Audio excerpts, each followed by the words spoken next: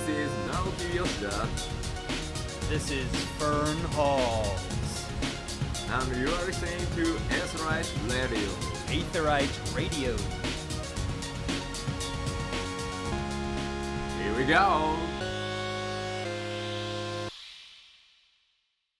I mean, we'll see where the combo takes us. All right. Hello, everybody, and welcome to Aetheryte Radio Gamerscape's Final Fantasy XIV podcast on Fusion X. And joining us today, Zen and Aldino are at MagFest. So it's me and Rook. And joining us, we have Dr. Griswald and Liana McKenzie joining us. Once again, thank you so much for taking the time today. It's been a minute. What's up? Happy New Year, everybody. I don't want to look how long it's been. Don't worry about it. It's like a new shiny year, and we're back and better than ever, you know? Yeah, there we go. So we do have some news to go over. We're kind of just vibing, kind of catching up on things today. The biggest thing here first, letter from the producer. This is going to be for patch 7.2. That is Friday, February 7th at 3 a.m. Pacific, right at the ass crack of not dawn for you. So if you're somebody that doesn't sleep or somebody that can, for some reason, wake up in the middle of the night for several hours, there you go. All right. So here's this other thing. So it's really funny too. If you follow us on Patreon at all, by the way, patreon.com/Aetheryte Radio. Every month we answer questions from patrons. And just this past week, we had somebody ask us, hey, do you think Square Enix will address the whole plugin situation with this plugin that's been out and about? And my response was like, they'll never do that. Later that day, they didn't. Yoshi-P took that personally. Yeah, they did in fact do that. So for background, before we get into this, what this plugin essentially does is it it basically tracks players. And you're like, that sounds weird. That could be stalking. And yeah, no, absolutely. That's what it is. So with Dawn Trail, they introduced the new updates to the blacklist system. And with that, there are IDs that are attached to your characters in your account that are client side. And those can essentially be tracked. So people will know who your alts are, who your retainers are. And there's a whole bunch of stuff out there talking about how even if it wasn't client side, people would still be able to track and all this stuff. And it ultimately comes down to Square Enix and how they could address it, but it's a very hard thing to address. But with the implementation of these IDs, it basically just makes it easier. So even if, right, they went in and they cleaned up the groundwork for this stuff and got rid of it, people would still find ways to probably do this. So that sucks, right? Because there's a lot of people that are like, well, Square Enix should fix it on their end, but it's not that easy, right? So I want to preface all this by saying that, because there's a lot of like, well, it's all their fault and all this. Well, they made it easier when they did this, yes, but people could still probably do it if they really wanted to. And so what Yoshida did is he went over on the forums and said, hello, everyone. We have confirmed that there exists third-party tools that are being used to check Final Fantasy XIV character information that is not displayed during normal gameplay. The tool is being used to display a segment of a Final Fantasy XIV character's internal account ID, which is then used in an attempt to further correlate information on characters of the same Final Fantasy XIV service account. The development and operations team are aware of the situation and the concerns that are being raised by the community and are discussing the following steps. There's two. There's not a lot. There's two. One, requesting that the tool in question be removed and deleted. Hey guys, that's not cool. Take it down. There's already forks of this. There's already other things that people can use for this. Okay, great. That doesn't do anything ultimately in the end, right? Two, pursuing legal action. Okay. And we'll elaborate on thoughts on that after the letter here. And then Yoshida goes on to say, aside from character information that can be checked in game and on the lodestone, we have received concerns that personal information registered on a user's Square Enix account, such as address and payment information, could also be exposed with this tool. Please rest assured that it is not possible to access the information using third-party tools. So even with all this stuff, yeah, the stalking and stuff is terrible. They're not going to be able to get your credit card information. They're not going to be able to get your email, any of that. He continues, we strive to offer and maintain a safe environment for our players, which is why we ask everyone to refrain from using third-party tools. We also ask that players do not share information about third-party tools, such as details about their installation methods, or take any other actions to assist in their dissemination. The use of third-party tools is prohibited by the Final Fantasy XIV user agreement, and their usage could threaten safety of players. We will continue to take a firm stance against their usage. Okay, so the fact that they are considering pursuing legal action, having back in my day, like this was always a thing in 11 as well, right? Third-party tools always existed, and they existed because of Square Enix's failure to implement things that players wanted. Windowed mode in 11 was a huge one. In 14, it's things like chat bubbles, which are going to be implemented. We don't know when. It's taking them a long time to do it for whatever reason. Or, you know, cosmetic stuff, even like hats. They dug that grave themselves.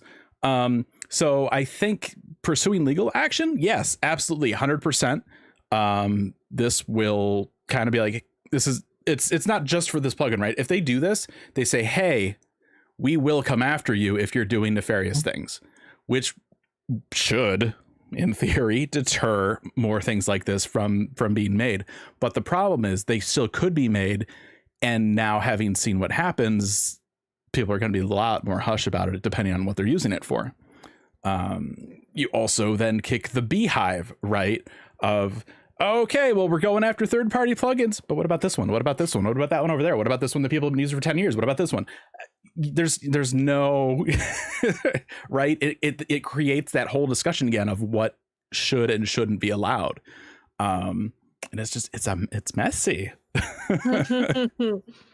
Yeah. I mean, what do either of you think? I mean, have either of you been much involved in this issue or heard much about it, or you know, feel like there's an aspect, Liana, I see you like formulating like modding is a very interesting topic. I was actually like, I scrolled some analyses, and legally speaking, it's very unclear if a court system would rule in favor of the game creator. A term I saw come up quite often was a prima facie copyright violation. Would likely be the compelling reason that a game company would have to bring it forward. But conflicting with, especially in the States, you have like the fair use laws, you have parody laws and stuff like that. It's a very messy situation, and in general, I think the industry has been reluctant to go after modders. One, because I do genuinely think their legal team isn't certain that they could win that fight.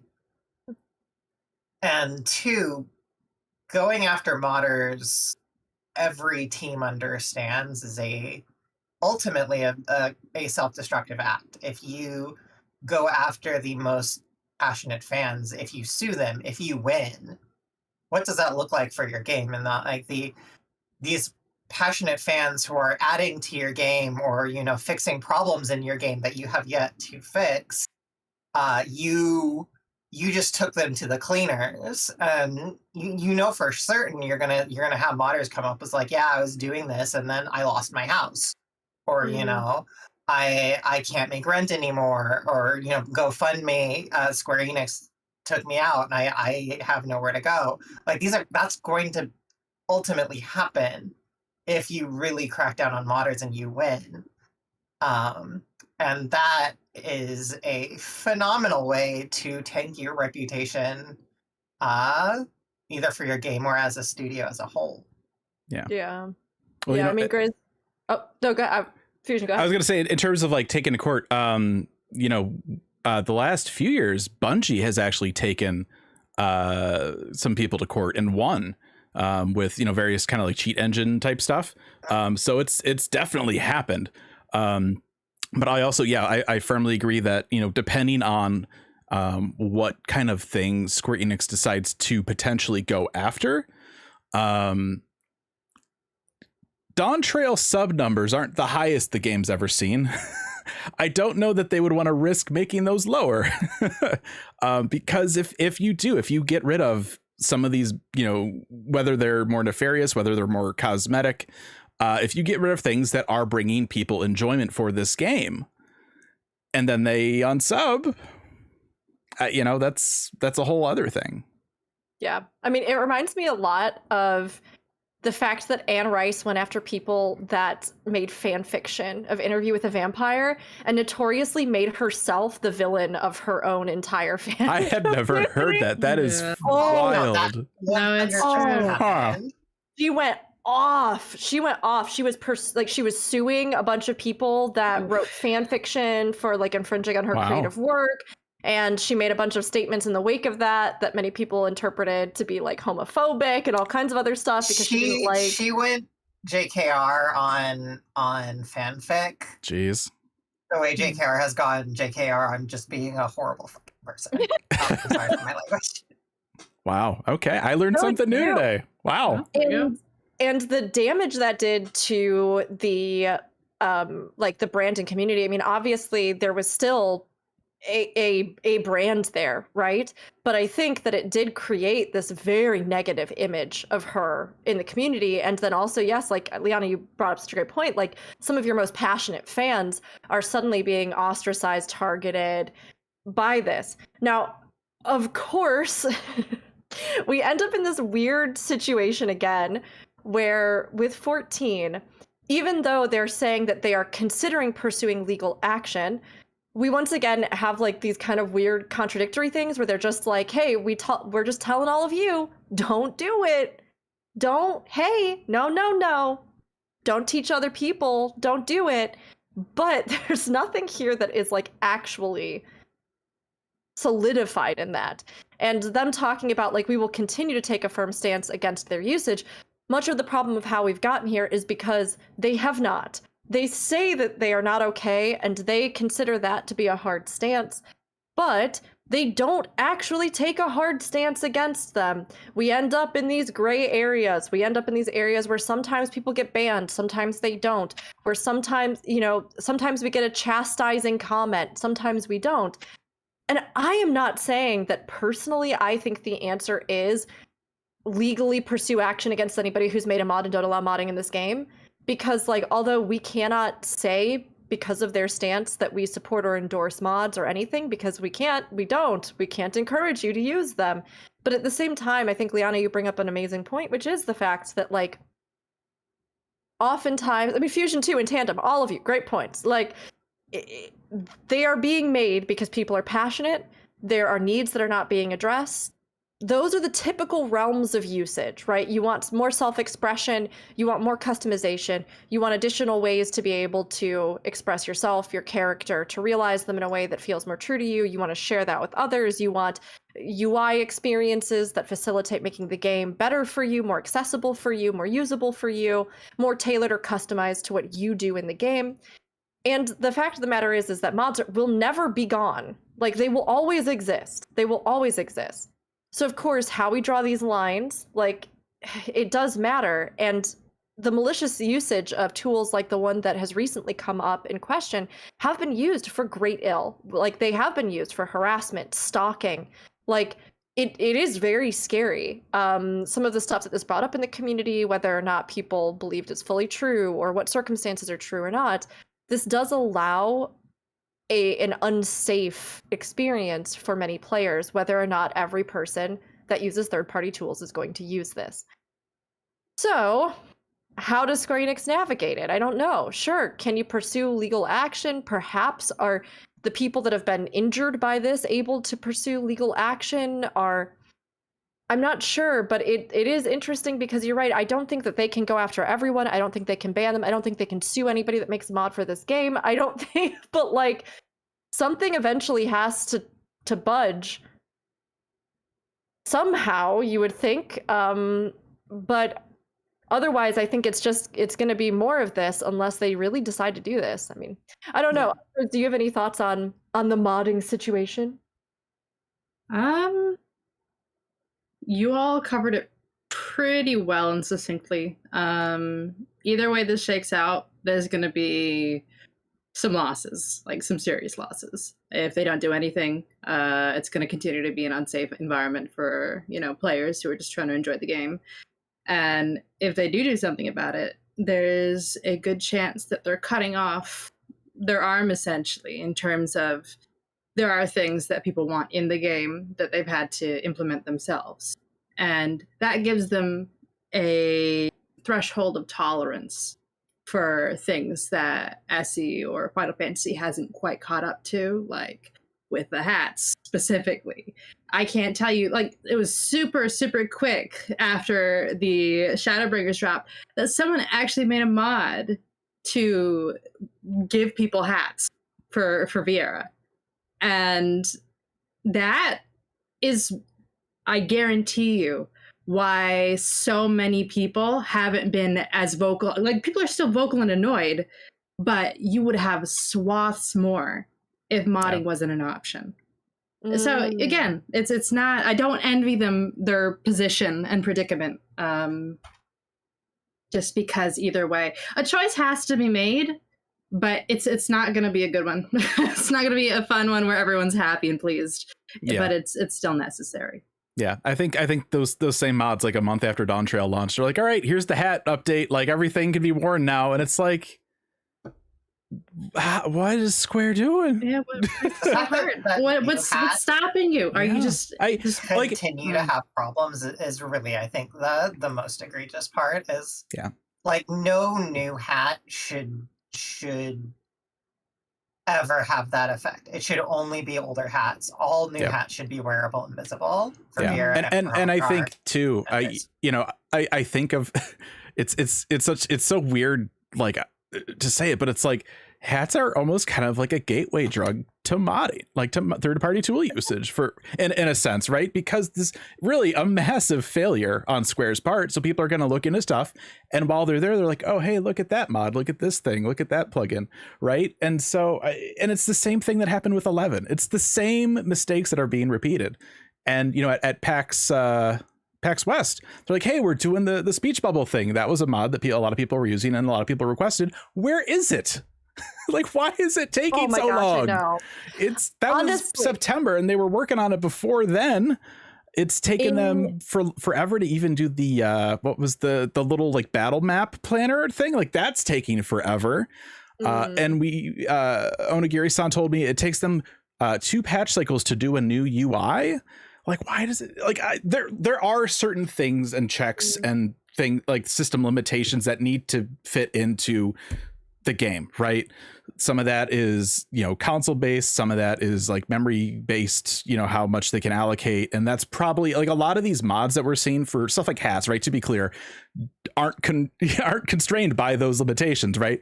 They clip the ears through, they say, fuck it, whatever, put it on and it works. Maybe it uses more memory than it should, but it works. And, but there is, right, if it goes into the game officially, there are constraints and limitations that do need to be followed. But I just feel like for me, this is not a realistic, I'm sure this is not something that will ever happen. But I think for me, my greatest solution, my greatest hope for this would be that they full on are just like, okay, all right, okay, we acknowledge that these exist. We're going to try and start doing some kind of onboarding to something. Like whether or not, there are these ideas of the third-party launchers and stuff in the game. Games like ESO actually have some kind of plugin modding interface that you can just use that's a part of the game, or other stuff like that, right? And they're like, these are the rules that we have decided for mods. These count as harmful, as cheating, as blank, blank, blank, blank, blank.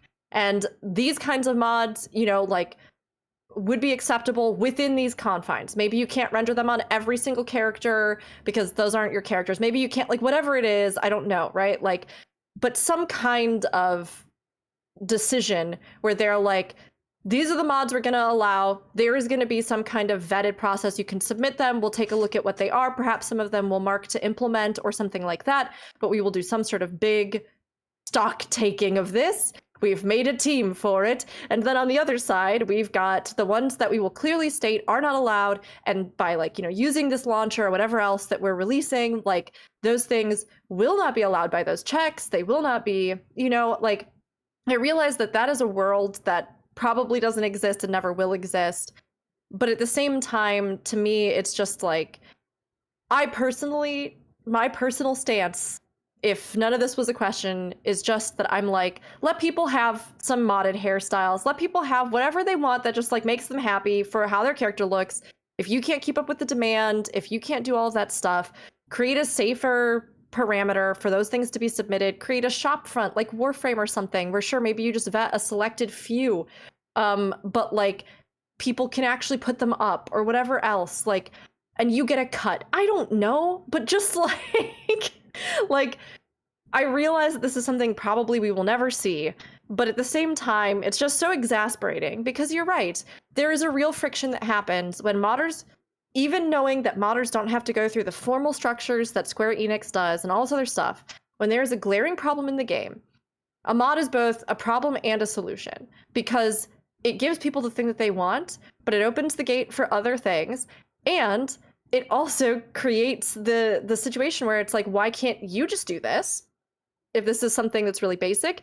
And then, like was pointed out, which I think was such a good point, like it also quiets a portion of the base that otherwise would be like, why the hell can't I wear hats? Because like they have a solution for that.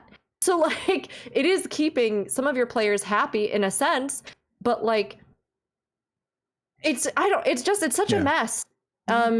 It's such a mess. I will say on that end, it's been interesting. So I quit X, I don't know, a couple months ago at this point. So I have on occasion, like I'll go to post on like our channel for the podcast or for the site, or I'll be on like Facebook or something and I'll see a post from 14. I'm like, wonder what the comments are like. There are always hats. There are always people talking about hats every single time. So like that message is still getting blasted to the devs. Unfortunately, there's also usually some kind of transphobic Wilkemot bullshit post from one or two people, but there's always hats. There's always hats. And so there's no way they don't know, right? Like there's no way that no one has told Yoshida, hey, by the way, like there's no way. Like this information must be getting forwarded to it. But all these comments, it's just like, it's a train wreck because it especially with Dawn Trail, because we know for a lot of people, Dawn Trail didn't hit like they wanted to. Right.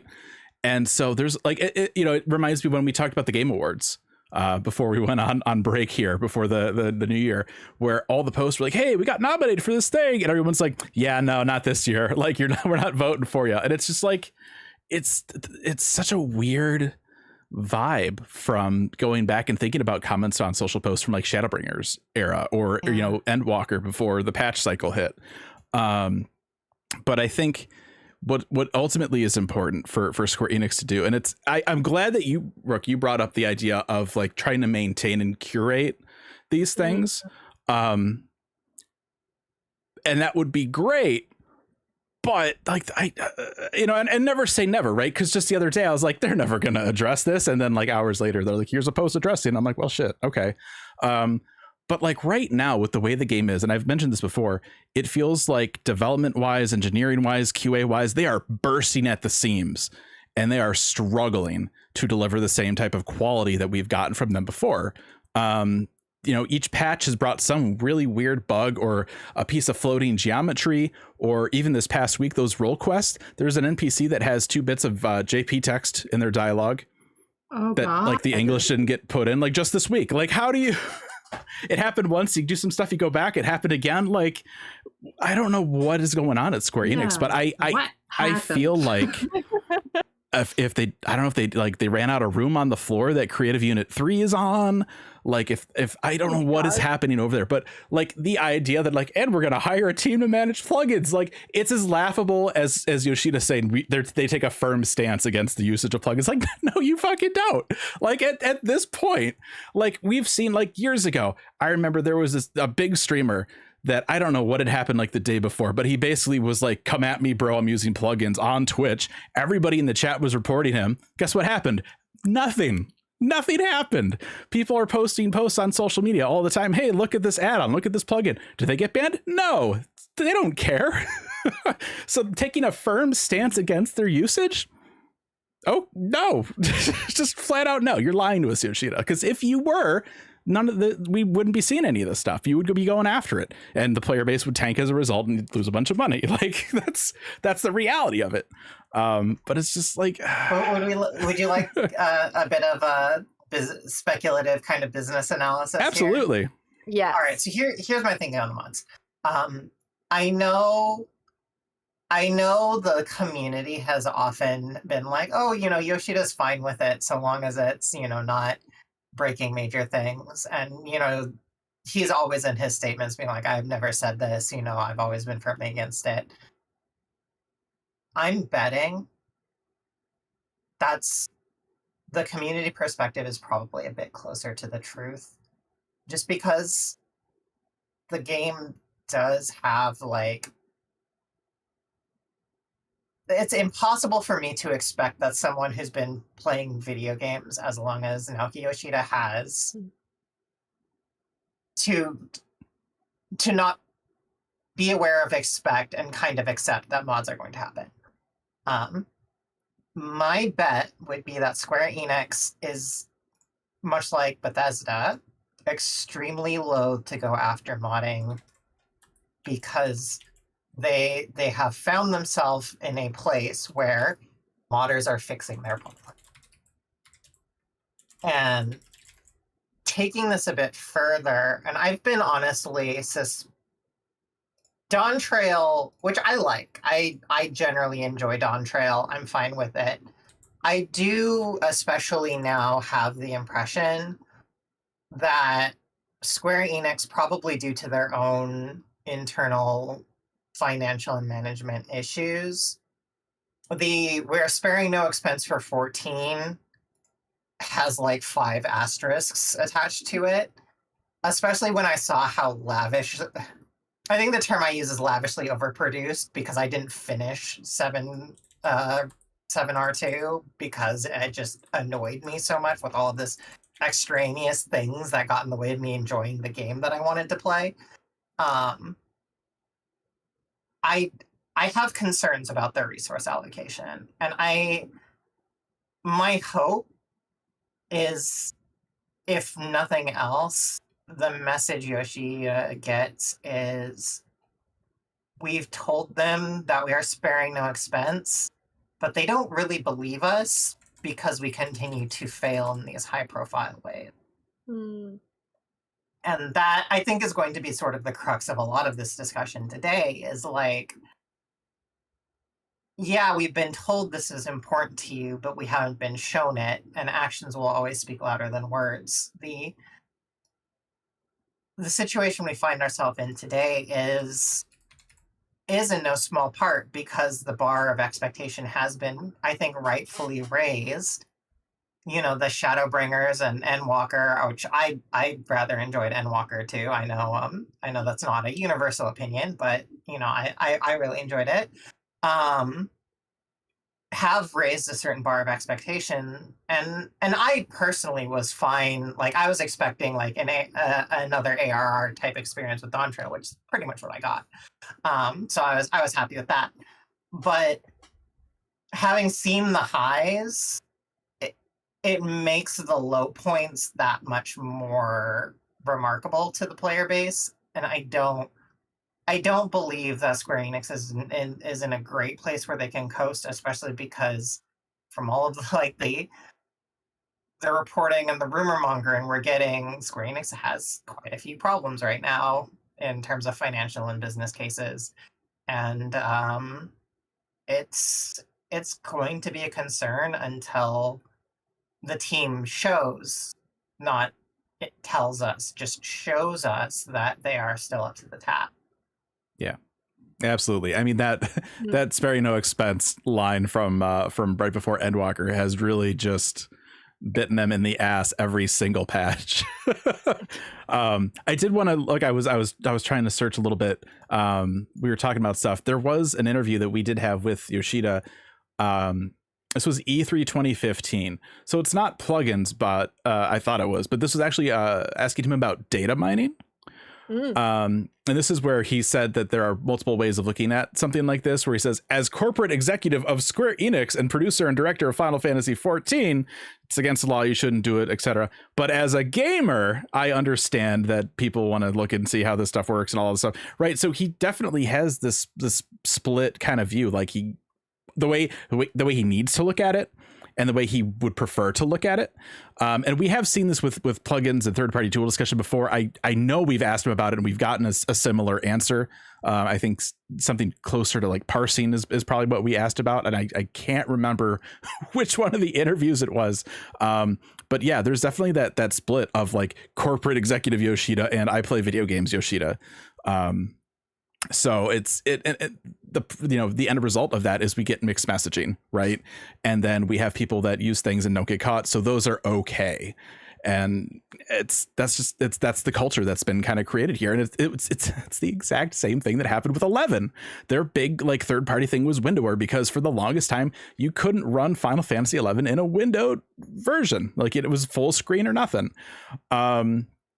And it's just different things now, right? I mean, there's some really crazy plugins out there, but it's the same idea. Like these are things players want. You don't provide. Players provide for themselves. Third-party tools are against the regulations, but nothing's gonna happen. But then you have something like this, so then something needs to happen, and it's just I'm so curious to see what ends up happening months down the road because of the actions they decide to take here. You can tell their hand was forced with like we're considering legal action. Like this is 100%. This is the first time they've even mentioned legal action for months. So it's super obvious. Like someone was like, okay, we have to crack down now, when they've spent what, a decade avoiding exactly this. Yeah, well, I think Yoshida, I think at the offset, like when he came in, he's like, yeah, we'll support plugins, and it never happened. Like they changed their stance on it, and never really talked about it again. But there definitely was like a willingness and an interest early on to support plugins, but it ended up falling apart. Yeah, I think there's definitely a division, like people have been pointing out, that I'm sure that as gamers they realize these are things, and oftentimes they are benign. I mean, I will be curious to see if they do anything. Like, that's the thing for me. I think you said it perfectly, Liana. They have to start doing things, not just telling us things. Because we get told a lot of things. Wait for this, wait for that. We're paying attention to this. We're going to do that. We've got this. Chat bubbles are coming. 8.0 major combat reworks, blah, blah, blah. We might take legal action. We're talking about maybe taking legal action. And so for me, words like, have been exchanged. Yeah, words have been exchanged, which I do think, like you said, indicates that there is some greater impetus. But at the same time, like at this point, Fusion, you keep saying, oh, you were like, they're not going to address this. And in my mind, they still haven't. In my mind, Yoshida-san made a comment and he put a post up, but It's the exact same thing as Yoshida-san saying, I don't condone the third-party tool that was used that was a cheating thing in the world race. Or the same thing as Yoshida-san saying, hey, we heard some of you are doing underage mod stuff for dirty things. No. That's the one that always kills me, because then weeks later they're like, here's a naked girl wrapped in a dragon. Don't loot the character. Only we can loot the character. And it's just like, man. And so to me, it's like, this is just another post that just says a thing. And maybe it's meant to kind of discourage people. But until they're actually like, hey, yeah, we arrested him. Not that that's how it would go, but you know what I mean? Like, until something happens, or we see something actionable in game in regards to whatever aspect. I think a lot of us outside of just mods right now are like, okay, Square Enix, show us what you've got then. And it does seem like something else is going on. And I mean, Liana, we'll go more into stuff here. I don't disagree. I did not dislike Dawn Trail. I have a lot of thoughts on Dawn Trail, but like, you know, I don't think that this sense of like Dawn Trail is the worst 14 has ever been and the game's on fire. I don't think that's an accurate reflection of what's happening. But like, I think there are sentiments that are valid that are contributing to people feeling very like impatient with the game right now and very discouraged about a lot of the what is it when you're being like a mouthpiece, or you're being like you're saying a lot of stuff but you're not acting on it, you're like not showboating, but you know what I mean, promises. Yeah, like, and so I think a lot of people are waiting for that action to happen, not just in third-party tools but elsewhere. I think the big issue is, like you said, as of the last few expansions, people have expectations now. That's natural. Yeah. People want to see these things. They want to see the game continue to benefit from our subs, you know, to keep building on stuff the player base wants to see, the story, the world of Final Fantasy as we know it, you know, and then beyond that, because Final Fantasy has always been a hallmark of just new and amazing stories in vast lands in which we escape our day jobs to, you know? And so to see, we don't need to know the details of what's going on behind the scene, as Liana said, to know that something's not right, you know? Yeah. What they say and then how the game has panned out, you know, even bringing up the bugs, I'm shocked. I'm absolutely flabbergasted to hear that that's a thing, because this is, I'd almost say unprecedented as a game that's come so far, and we're so far into it with multiple expansions, you know, and such clear high points that, as Rook said, and Liana said, this, the low points, really, it's just, you know, they stick out a lot. They stick out, which is to their credit. It's hard. It's harder to really prop up and commemorate things when they're working smoothly and going well, because, you know, you won't notice. That's how they should be. Right. Yeah. Exactly. You won't notice if they're doing it right, but people are noticing. It's just a lot going wrong. Yeah. So, yeah. And I will say a good point from the chat. Well, for those who, you know, tuned in live while we were doing this, there have been some comments about specifically like all issues of third-party tools aside, the fact that this is also a possible data security issue is something that's been of concern with this particular third-party tool, and that even if like you can't get, thankfully, oh my gosh, can you imagine what a disaster this would be if you could actually mine out somebody's credit card information? Oh, that'd be wild. Yeah, there's no way. Like, done. Yeah. Thankfully, supposedly it is not that. Thankfully, but it is true, because, you know, you see the fact that they assigned these numbers but they didn't put some other kind of protection or proof, that like they created a system for blacklisting but actually made a system that was more vulnerable to targeting and, you know, specifically pulling out data about specific accounts. That is something that's concerning. And that is something that I'd like to see them address more specifically, where rather than getting this message, they said, whoa, hey, oh, we saw that. Okay, we have put these protections in place so that now this is not accessible. And like, I realized that, yes, things are hard and it's complicated and it's more complicated. But this is, again, one of those situations where, Gris, just like you said, I don't need to know why it's complicated. I need you to do something about it. Yeah. And I need you to do it and use your resources and knowledge and teams and technology and, you know, to do something about it. Of course, there is a lot right here as well where, you know, like we said, these high highs, low lows, to be fair, 14 right now, minus this whatever's happening with this third party, right? But like, there have been other games that have been released or that have, when they have bugs, it's like, I can literally cheat the entire game, or I, you know, can do this thing that makes me invulnerable, or as opposed to like, oh, there's a few lines of dialogue that didn't get their English translation. But I think it does just go to show how high Square Enix sets the bar when they do it well. So that when it does drop, like you were saying, Grizz, it is more noticeable to us as players, and especially too as we longer term invest in the game and play it and, you know, build our own expectations and have poured money or time or resources into it. I think that we expect that they continue to grow and expand and address things as their success grows, right?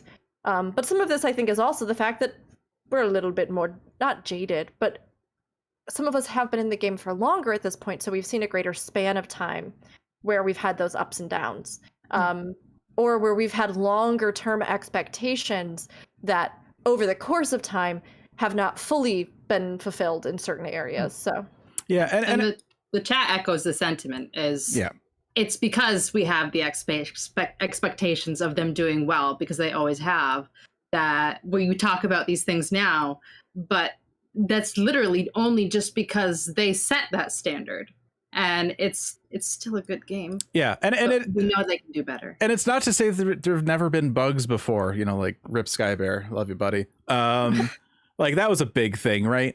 But I think for me, for Dawn Trail, it's that they seem more frequent. Like every patch, there's like something weird that like shouldn't be there, and it's one of those things like shit happens. You know what I mean? Like game dev is hard. But like, should this NPC have 2 blocks of Japanese text when you're playing in English? That's no, like that should have gotten checked. So like, and I've said this before too. Like I feel like the teams are working at their maximum capacity right now. Either somebody didn't check that when they implemented it, or QA caught it, but then they didn't have the time or resources to fix it before launch. Like there's something is going on internally, I think, which is rough to see, because there's a lot of things. I mean, on paper, 7.x is going to be the most full content option wise patch cycle we've ever had, right? And so I think everybody is probably firing on all cylinders. And if a bug gets, you know, something happens, it's like, okay, well, we can't stop the train to fix that one thing. We're going to have to circle back to it. And I think, you know, whatever the inner workings and intricacies of how that happens is, something's off that hasn't been off before. And so I think that's what I'm noticing, you know, stuff from like the gap in the floor in Solution 9. I haven't looked in the last month, but it's probably still there. The floating bit of, whatever building piece that was, I'm not even sure what building that was from, just kind of floating in Gozumoka, just kind of chilling there. Japanese text. There's always been just like a little thing. And it's fine. Like things do get by, right? But I feel like more things have gotten by with Dawn Trail. And that's what's kind of making me like raise an eyebrow and wonder what's going on. I have a question for you guys out of curiosity. What's your stance on hush money components? Because Brooke and I have been playing a lot of Infinity Nikki of late. They fuck up often. It's a new game. Sure. And whenever they do fuck up after a patch, they tend to give people rewards or compensation. Oh, I see. That's what I mean by hush money components. That's a very typical gacha mechanic as a thing. I don't expect that from a paid MMO. Like, honestly speaking, like, I remember seeing bug fixes in, like, every single patch notes forever. Really, I think the big deal with, like, these bugs, for example, is just that they're noticeable. Yeah. So a lot of times, like, there are little bugs you're like, oh, that sounds funny. I never encountered it, but, like, that's weird. I'm glad they fixed that. Cool. You know, but, yeah, like, it being noticeable has kind of become the thing. And I honestly, I wouldn't want to see a hush money. It's true. It'd feel weird, wouldn't it? I do not want this game to operate like a free to play. I will quit. Here's an elaborate minion. But they have done this before though. So like it's one thing to have like a floating bear in Korthus, or like, you know, Japanese text forgot to get swapped out. But they have been giving us Fantasias. That's true. So it's not like they haven't done any kind of compensation wise.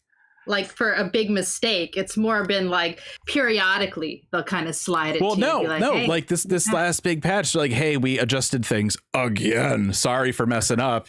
Here's another free Fantasia. Wasn't it specifically for character creation though? Yes, like it felt more like we made more changes for CC. Your character might be different again. Less of a we messed up, which is also interesting because they keep tweaking it because they didn't get it right yet, and then they've been going back and forth adjusting things because they're adjusting based off of player feedback when they have time and experience in the game because they don't have a live PTR. Oh, so it's something. It's interesting because the hush money, even in things like Infinity Nikki, I am not defending gachas. I want to be really clear about that. No, they're nasty, they're gross, they're exploitive. This isn't to say that I think that 14 should become a gacha. Like, I don't want to go there. But it is interesting to me that the stuff that they quantify as being an inconvenience to players includes long server downtime for maintenance. And so they'll say, we completed a maintenance, it happened, you couldn't play yesterday, so here's this stuff. The fact that 14 is also one of the few games that still has not switched to something like a live patch model or something like that, we still have extensive server downtime for maintenance. It is interesting that given that that is almost an acknowledgement of like a more outdated patch system that they have compared to many other games now that do live updates or stuff like that, there's no real acknowledgement of that. And I think for me, it's less of the fact that I want them to like give me stuff to apologize for things they're doing wrong, than I would rather just have them stop diminishing things that we do have that, how do I phrase this? There's no more subscription rewards. Yeah. Like, it's stuff like that to me, where I have felt a bit of like an increasing sense that for the investment that we put in, that there has not been quite the same level of like acknowledgement of that to some degree. Like you don't get ongoing subscriber rewards. Some of this stuff hasn't been like, again, updated to more modern standards for whatever reasons. But there's not really an acknowledgement of the fact that that creates an inconvenience. Things like the no hats on certain races, but like not offering discounted, like discounted versions of the sets. I noticed that this week we picked up, they just released like the Graha Tia outfit. So we picked that up for my wife. The hair is separate. Why aren't the hats separate on all these things where Vera and Rothkar can't wear them? Like, it's like, well, you could be any other race, and then you could wear the hat. But like the idea that you could Fantasia and then get it cheap, as if you didn't have to pay money for the Fantasia, which you might have because they gave us two. But yeah, like it's just stuff like that. That to me, it's kind of like I would rather have them kind of acknowledge that and show us I don't want to say show us more gratitude. That sounds like it feels so entitled, but it's just like. I used to feel like when I would sub each month, I was like, I feel so very good about this. Like, I feel really good about this. They've got like a really like minimal cash shop. I get so much stuff for each month. I get, so many things. I get these cool rewards. And I feel like more so over time, some of that has been taken out of the forefront.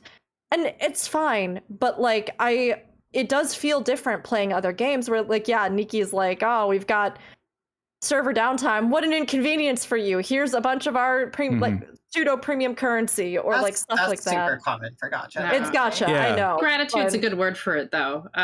Versus where we started and now where we're at is like FF right now would seriously benefit from subscriber rewards because you were still getting something for your sub. Now with the content lulls, you're forced to kind of just ease into other avenues or play other games. In which case, why stay subbed? And subscriber rewards. I wouldn't be subbed if I didn't have a house. Yeah, exactly. Yeah. Or you're like tied like a fucking contract to your house and the threat of losing it. And that's like, you should not be staying subbed because there's a gun pointed at your head saying you're going to lose your house. Yeah. I chose to buy a house. I chose to find a medium plot. It's still a choice. but I think Stick it's my it's not Well, but super it's- player friendly. Yeah, is and what it's a I'm choice thinking. that no other MMO makes you make right and now. it's you know? also a direct contradiction to Yoshida's just sub and play the patches. Yeah, just mentality. go play other games. It'll be fine. You'll Yeah. lose the house that you were I do- trying to RNG Jesus for, but it's fine. Do that again for another 4 months. I do want to circle back talking about the subscriber rewards, because we did have that for a while. Somebody in the chat mentioned that, with as many as they ended up adding, then you do get a little bit of like FOMO, but you can like get them still, right? They haven't gone away. It's just they take a long time to accrue. But they did do first Stormblood, that's when they stopped them, but they did introduce that mount for Stormblood, where if you had a certain amount of days of subscription or whatever, they gave you that mount that was a bike, but also like a little submarine thing and whatever. And that was the end of the system.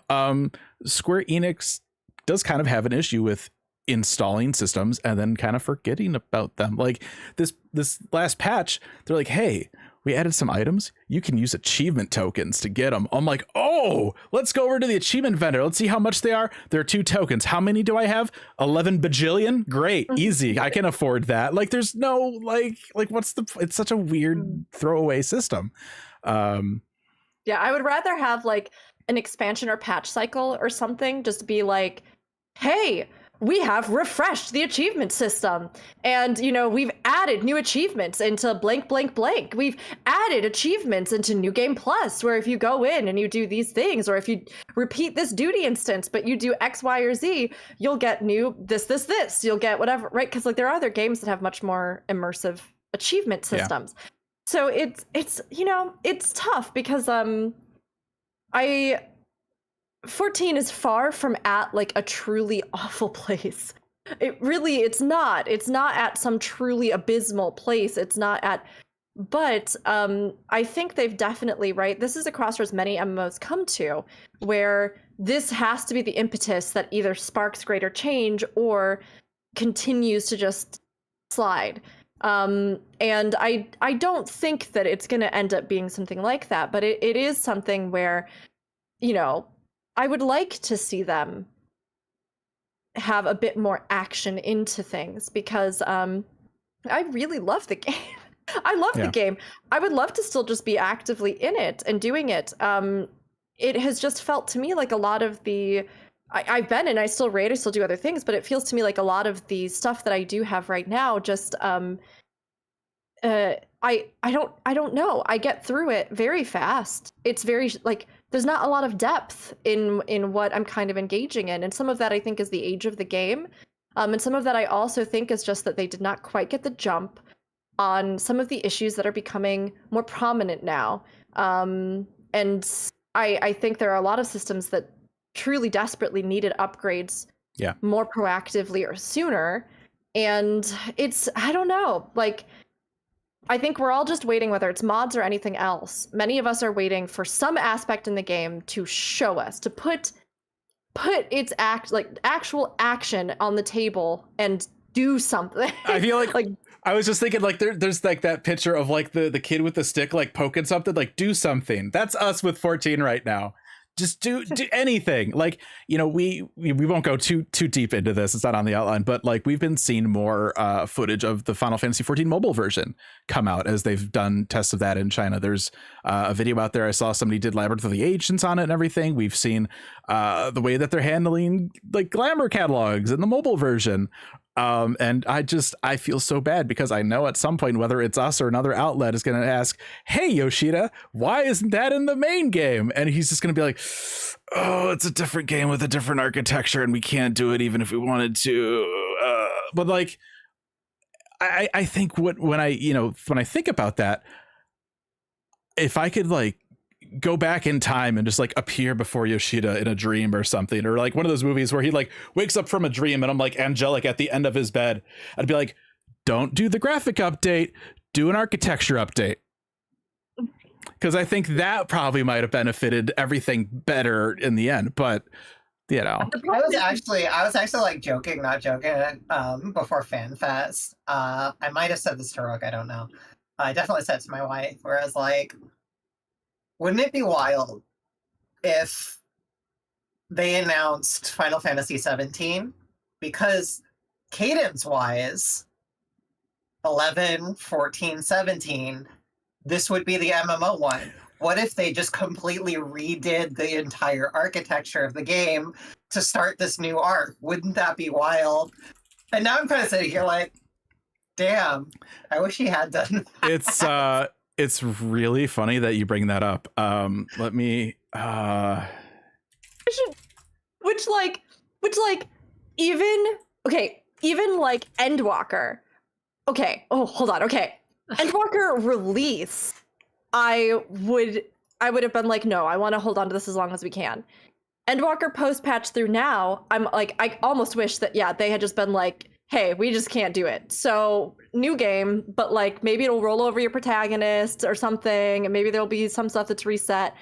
I don't know. It's just it's interesting. And I see I may say some of it really is probably just some of how long we've been in the game or other things. But I see in chat, right, like what are things to do right now? Fate by color mount, 2 gathering script mounts. But I just can't help but raise the question of like, how does that engage me? How does that inspire my sense of accomplishment, achievement, curiosity, imagination, whatever aspects you want to kind of like encourage about somebody? It means that I stood somewhere and I did a 10 billion of a thing, and then which I guess is ultimately kind of what a lot of things boil down to in games. But I think the problem is just relying on systems that, be it from a gameplay standpoint or otherwise, are outdated and have not had truly new features or new aspects added to them. And that's the thing. Like they're giving us new things to do, but they're not giving us new things to do. And because of that, it's like, oh, there's an update. What can we do? If you just keep doing the thing that you've been doing for the last 10 years, you get a mount. All right. And it's like, mounts don't have new features, new mobilities, new things. Like WoW introduced Dragonflight. Guild Wars 2 had already been doing that. like there's, again, there are ways to add new concepts into stuff. Fates, you could expand something like a world meta event system from Guild Wars 2. You could add more interesting and dynamic storytelling, world event, world boss culminations, multi-pronged, coordinated squadron efforts on maps, stuff like. It's just there has to be a sense of innovation that I think we are missing. Oh, maybe that's it. A sense of innovation in the game feels like it's missing. Yeah. I was actually going to say that as you're talking. It's like, I think the crux of a lot of what we're discussing today is just is the feeling of stagnation. Yeah, and we have a little bit that'll talk about that. I do want to go back real quick though. We were joking about Sorry. That's fine. We were talking about Final Fantasy 17. This was my first interview with Naoki Yoshida. We had asked, this was when 1.0 was still active. They had just shown that one screenshot of 2.0 that was like totally photoshopped, and we didn't get like half the things in it, but they're like, we're going to relaunch the game. And so this was that interview. I had asked if crafting when facing a certain direction helped, because this was a big myth in 11 for a long time. Like if you face north, it'll help you skill up your craft more or whatever. And so I asked, and then Koji said, you'll never get an answer. You'll have to wait until Final Fantasy 17 online or something like that. And then maybe the next director will say.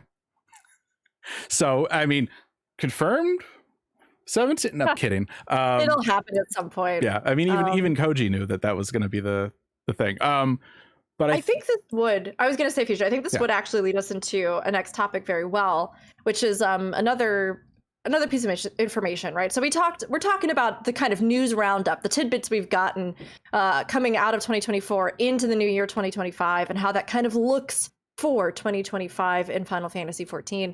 And talking about like a sense of innovation in the game, we have a piece of content that came out recently, the 24-man Chaotic, which is technically a new innovation, but has brought up some interesting topics about fight design in 14, cadence of release, what quantifies midcore content, other stuff that I think kind of transitions us. Yeah.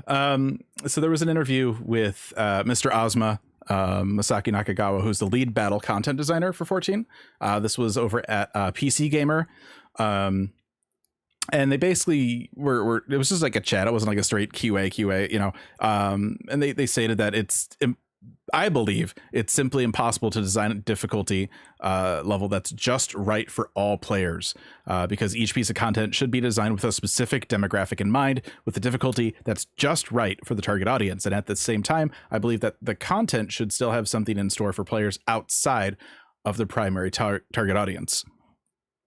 He talks about like Warcore Lardor Extreme, and how it was designed for people that might be doing extremes for the first time.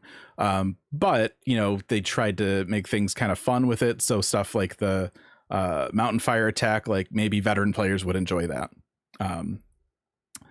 They go on. I copy pasted so much of this. There was a lot of good stuff in here. They talk about how with battle content in 7.0 onward, they want to shift. They shifted to a design policy of placing a greater emphasis on enjoyability. And so they, you know, versus, I guess more, I don't know, just more enjoyability. That's, who knows if that'll take the place of something, or if it's just they're adding enjoyability in its various forms, whatever it may be. But they want to assess and adopt interesting ideas. And this kind of leans into, there was Yoshida did one of his strolls the other day with they had Sakaguchi and Foxlon. They were just drinking some wine and playing some 14 on stream. And it came up that for the next tier of Arcadian, they say that the raid is going to offer some unique things. And they emphasize too that they know that players dislike downtime, but they want to try more interesting things. And so love downtime. I said Pictomancers love downtime. Yeah. Make it so that all of the, you know, Alexander vehicle mechanics, gorilla transformations are only for Pictomancers. There you go. And no, I mean, I think it's good to touch on, because, you know, you're doing a great job like kind of summarizing. I think one of the things from these portions of his interviews that stood out the most to me was this discussion about prior to 7.0, our policy of reducing gameplay related frustrations was sometimes taken too far, and in some cases even the hurdles and frustrations that existed to make the gameplay more engaging were eliminated, which made them less fun. And they, you know, go on to bring up the points about things like the Alexander vehicles, or avoiding stuff because they're like, players won't like that because it's DPS, loss of DPS uptime. Players won't like this because of blank blank blank. And I guess it just goes to show that always appeasing us in regards to like trends of the community is not always the best answer to, you know, or getting like, easier. I mean, faster, higher DPS just means the boss goes down quicker. That's not necessarily how to make the fight more engaging and interesting. Yeah. And he says, you know, if we continued to veto ideas like that, like the stuff they did in Alexander, out of concern for, you know, people being upset about downtime, then our content would lose its diversity and all the bosses would end up following the same patterns. That said, we also don't believe that everything needs to be unique. After all, some battles should remain orthodox while others can be tremendously innovative. And it was this ideology that led to the revision of our content design policies. So maybe we'll see some, probably, I don't know, vehicles would be weird in Arcadian given the setting, but maybe we'll see some transformation stuff. yeah. It'll be really interesting to see how the community reacts to that, because I think Dawn Trail, right, you know, with all of the ups and downs that it's had, I think one of the ups that a lot of people have latched onto is they have done some really interesting things with battle for this expansion. And so I'm curious for them to kind of dip their toes into things they experimented with early on that people didn't like, to see if people like it now. Yeah, I'm really curious to see what the reception to that ends up being, because I think I don't necessarily think like some of the earlier battle content misses were because the ideas were bad, just the execution. Yeah, and I think too, I mean, it all depends on the group that you're looking at too, right? I mean, if you're looking at the hardcore raid group, like, are these same mechanics in Savage? Because that could also have an effect on you know, the reception and how people are talking about it. So because, you know, a lot of people that are doing Savage are so, you know, focused on looking at the color of their percentage that they get on a parse that nothing else matters to them. So And yet, you're right, Fusion. I think we have felt this. Their analysis feels very spot on. I think that this discussion, this portion of it, was very cathartic to hear and to read, because it was like, yes, like, yes, this is what we have talked about for hours on the podcast, or like, this is what I have heard from people on podcast, off podcast, in free companies, talking about stuff in passing, talking to high-end raiders, talking to, that, yes, like, we noticed. Yes, you did do that. Yes, it did become much more homogenized. Like, yes, it did unfortunately make it so that many of the fights felt like anything that previously would have been some kind of thing to work around, navigate, learn, had been removed. And I do think Dawn Trail, like we said, I think they really brought in at least one half of this component, which is bringing more creativity, being less worried about like, oh, well, players think this is annoying or frustrating, or because players, I say this being a player, we will always complain about something. We will. Yeah. Wow, way to just out me. Look, No, we it's true. will. We will complain about something. But I think as a developer, it's about filtering what complaints are valid things that you can address and use as points to grow, and what complaints are just people complaining. Like, I find it really annoying to have to go do this thing when all I want to do is sit there. You don't really just want to sit there. None of us do. Go do the thing.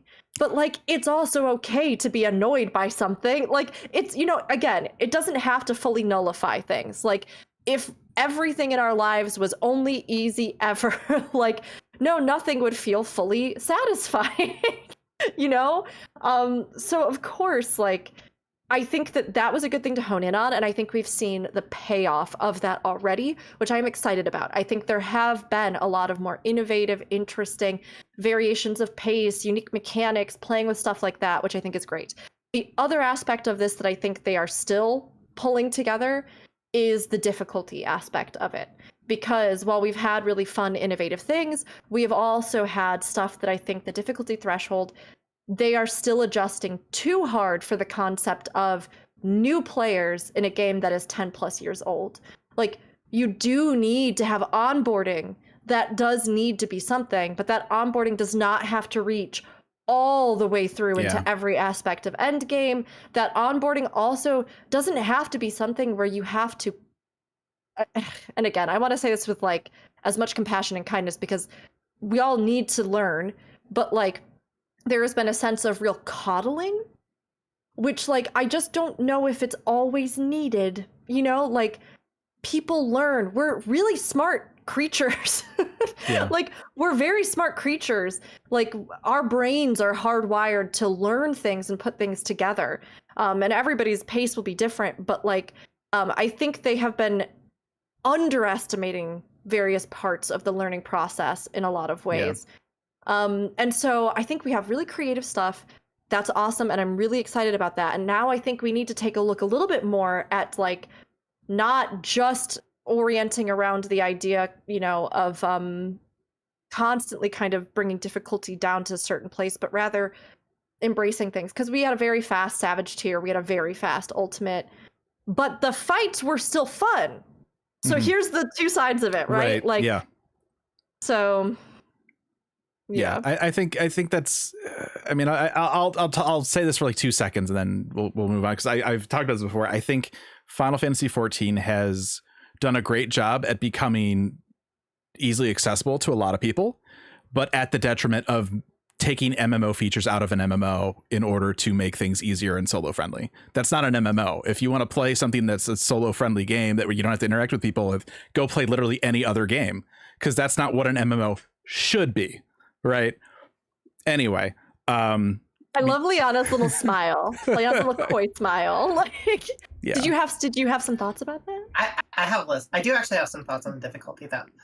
Sure. I personally am not convinced that they've got. I know a lot of people in the vocal community are saying, the battle's content was a step in the right direction, but the casual content could stand to be harder still. We had an interesting experience where my wife, her computer's a bit older. and she struggled a lot, and she was getting very frustrated playing some of like the dungeon content. Mm. And we've kind of noticed as we've been playing a bit more, like with the raid, her computer can't keep up anymore. So like, and yeah, we will hopefully have resources to replace it too, but like that's a money check, right? Yeah. So that doesn't feel good either. I know for me, as a generally casual, I won't touch raids at all, basically. Like I don't even do extremes. I saw the comments on Chaotic as being kind of the midcore, and I don't know that I agree. If it's like can I read the quote and then we'll get into it? Yeah. So one of the last bits in this interview, he says during the 6.x era, we received a lot of player feedback regarding a lack of mid-core content, as well as a strong desire for more large-scale content. The Chaotic Alliance raid is our direct response to those requests, and with that in mind, we decided that our target audience would primarily be those who fall somewhere between Extreme Trials and the first two Savage encounters, and we began brainstorming specific mechanics from there. We also created the raid with the goal of designing a unique encounter to emphasize the experience of battling in a 24-player group, rather than simply recreating an 8-player raid into one for 24 players. Chaotic Alliance raids are a brand new type of content, so we're not sure if everything will work out as planned, but we'll be glad if you could try it and let us know what you think. But yeah, like so from a difficulty, I absolutely affirm that this should exist. This is cool. I've been enjoying watching everyone despair over it. I've also heard that it has like a 24-person body check where everyone has to not screw up to pass. So I'm never going to play this. Straight up. Like, not for me. I personally, from a gameplay perspective, I don't enjoy running something over and over again until I can memorize a pattern. That's not fun to me, which is why I don't do these kinds of raids. I don't feel like I can play the game and I can perform well, which I guess would technically put me somewhere in that mid-core thing, but then to me, like, Chaotic is for mid-core. I'm like, really? Is it? But maybe I am more casual. Honestly, for me, what I feel like should be happening is more variant dungeons. They seemed like a pretty good kind of mid-core. I think we should just be getting more dungeons overall. I heard in the mythical land of ARR, we were getting like 3 dungeons a patch. Oh, I miss those times. I remember, so good. I remember when they said we're not doing hard dungeons anymore, and I was kind of annoyed by that, because I'm like, but those are good. Like, I love it that you can reuse assets but do a cool new take on a dungeon, and we can revisit it and get more lore and enjoy it and have more dungeon content to play.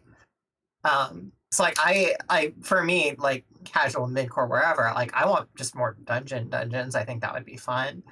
I know we've got like the field exploration coming up in the 0.2 patch. I think I'm seeing. So like that seems like a good thing. But I know for me, kind of my expectation for content that I would play and have fun with is content that, just from me being skilled and capable a player of this game, I could probably clear it in one go, but that I will have a good time going through it, and that if there are rewards for me to rerun it, like EX dungeons or variant dungeons or stuff, like I can have a good time doing that. Really, again, shout out to the variant dungeons. I think it's very cool that they have like the multiple paths and stuff like that. And the difficulty felt pretty good to me. In that, like, it felt doable even on the first go, and running through it, I could have a good time. It didn't like take too much of my time, so I can, jump in and do it, and then jump out and go on my way, or maybe do it again if I'm feeling so inclined, or whatever I've set up. And that's kind of where I feel like the mid-core content should be focused on personally. And I do feel like there has been a shift from the battle content we're getting, which is really more in service of what I would consider more hardcore players. Like, I honestly, like, someone who does the extremes regularly, I personally consider a bit more on hardcore, because like I don't have 3-ish hours, I guess it would be, to sit down and like full prog an extreme, which sometimes they can be beaten in one lockout, as I understand, if you're just kind of going through it, right? But that's still like 2-3 hours. I don't necessarily have that time. So like to me, that is more of a hardcore thing. So like bottom line, like I think it's cool that we're getting a lot of this more high-end battle content, but I do think that they're not quite understanding what we necessarily mean by like more mid-core or whatever. Yeah. But I think Fusion, you're my fellow alleged mid-core, so I'd love to hear what so this, it's interesting. You know, we have these two quotes in the thing. It's like, oh yeah, we're gonna like bring back weird, silly like transformations and stuff to raids. All right, cool, yeah. Also, we consider chaotic mid-core. Huh? It's between extreme and savage. It's mid-core. The fuck it is. What are you talking about? People wanted large scale. No, we wanted more field op stuff. We wanted more super casual. We can just walk in, shout out bear memes and kill shit and grind stuff. That's what we wanted. We're still getting it. We're getting it with 7.2x whatever. Like they didn't exclude it. But to say that this is like, hey, this is for you people. No, absolutely not. This is like, for you people. They are so You people. This is okay. So I have to be fully transparent, which is that I have not gone in to do this yet. No, either I have have done recon on it. Okay. Yeah, right. Okay, so here we are. That might say something. That might say something.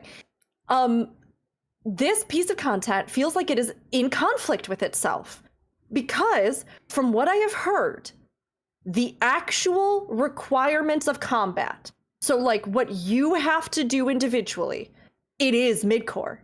It is midcore to, I wouldn't even say extreme. Like apparently just individually what you have to do as far as the mechanics go, it is very chill and it's pretty like, oh yes, I could figure this out. Like I would assume that like if you had done some of the content that bordered on a bit of challenging, you would be able to do it. But because it is 24-man, that is the challenge. You have 24 cats you have to herd to do it. So they have to know I go on that square and that has to be established because maybe the actual thing is just, and then I step on that square. But you have to know with 24 people, I step on that square and not that square. I step on this thing and not that thing. So because it's 24 people, that means that coordinating it is a beast in and of itself, trying to get people together. And quite honestly, the reason I haven't done it is because I knew I was like, okay, so I'm going to have to find out what day the run is happening because I know my co-raider has been telling us it's happening on this server. So like, okay, so I'll do that with that group because they at least use a Discord. So that I would need to get in, but that means that I have to do that on like a Saturday. So I need to figure out what time I'm going to do that and then I'll get in there. And I suppose I could try party findering it.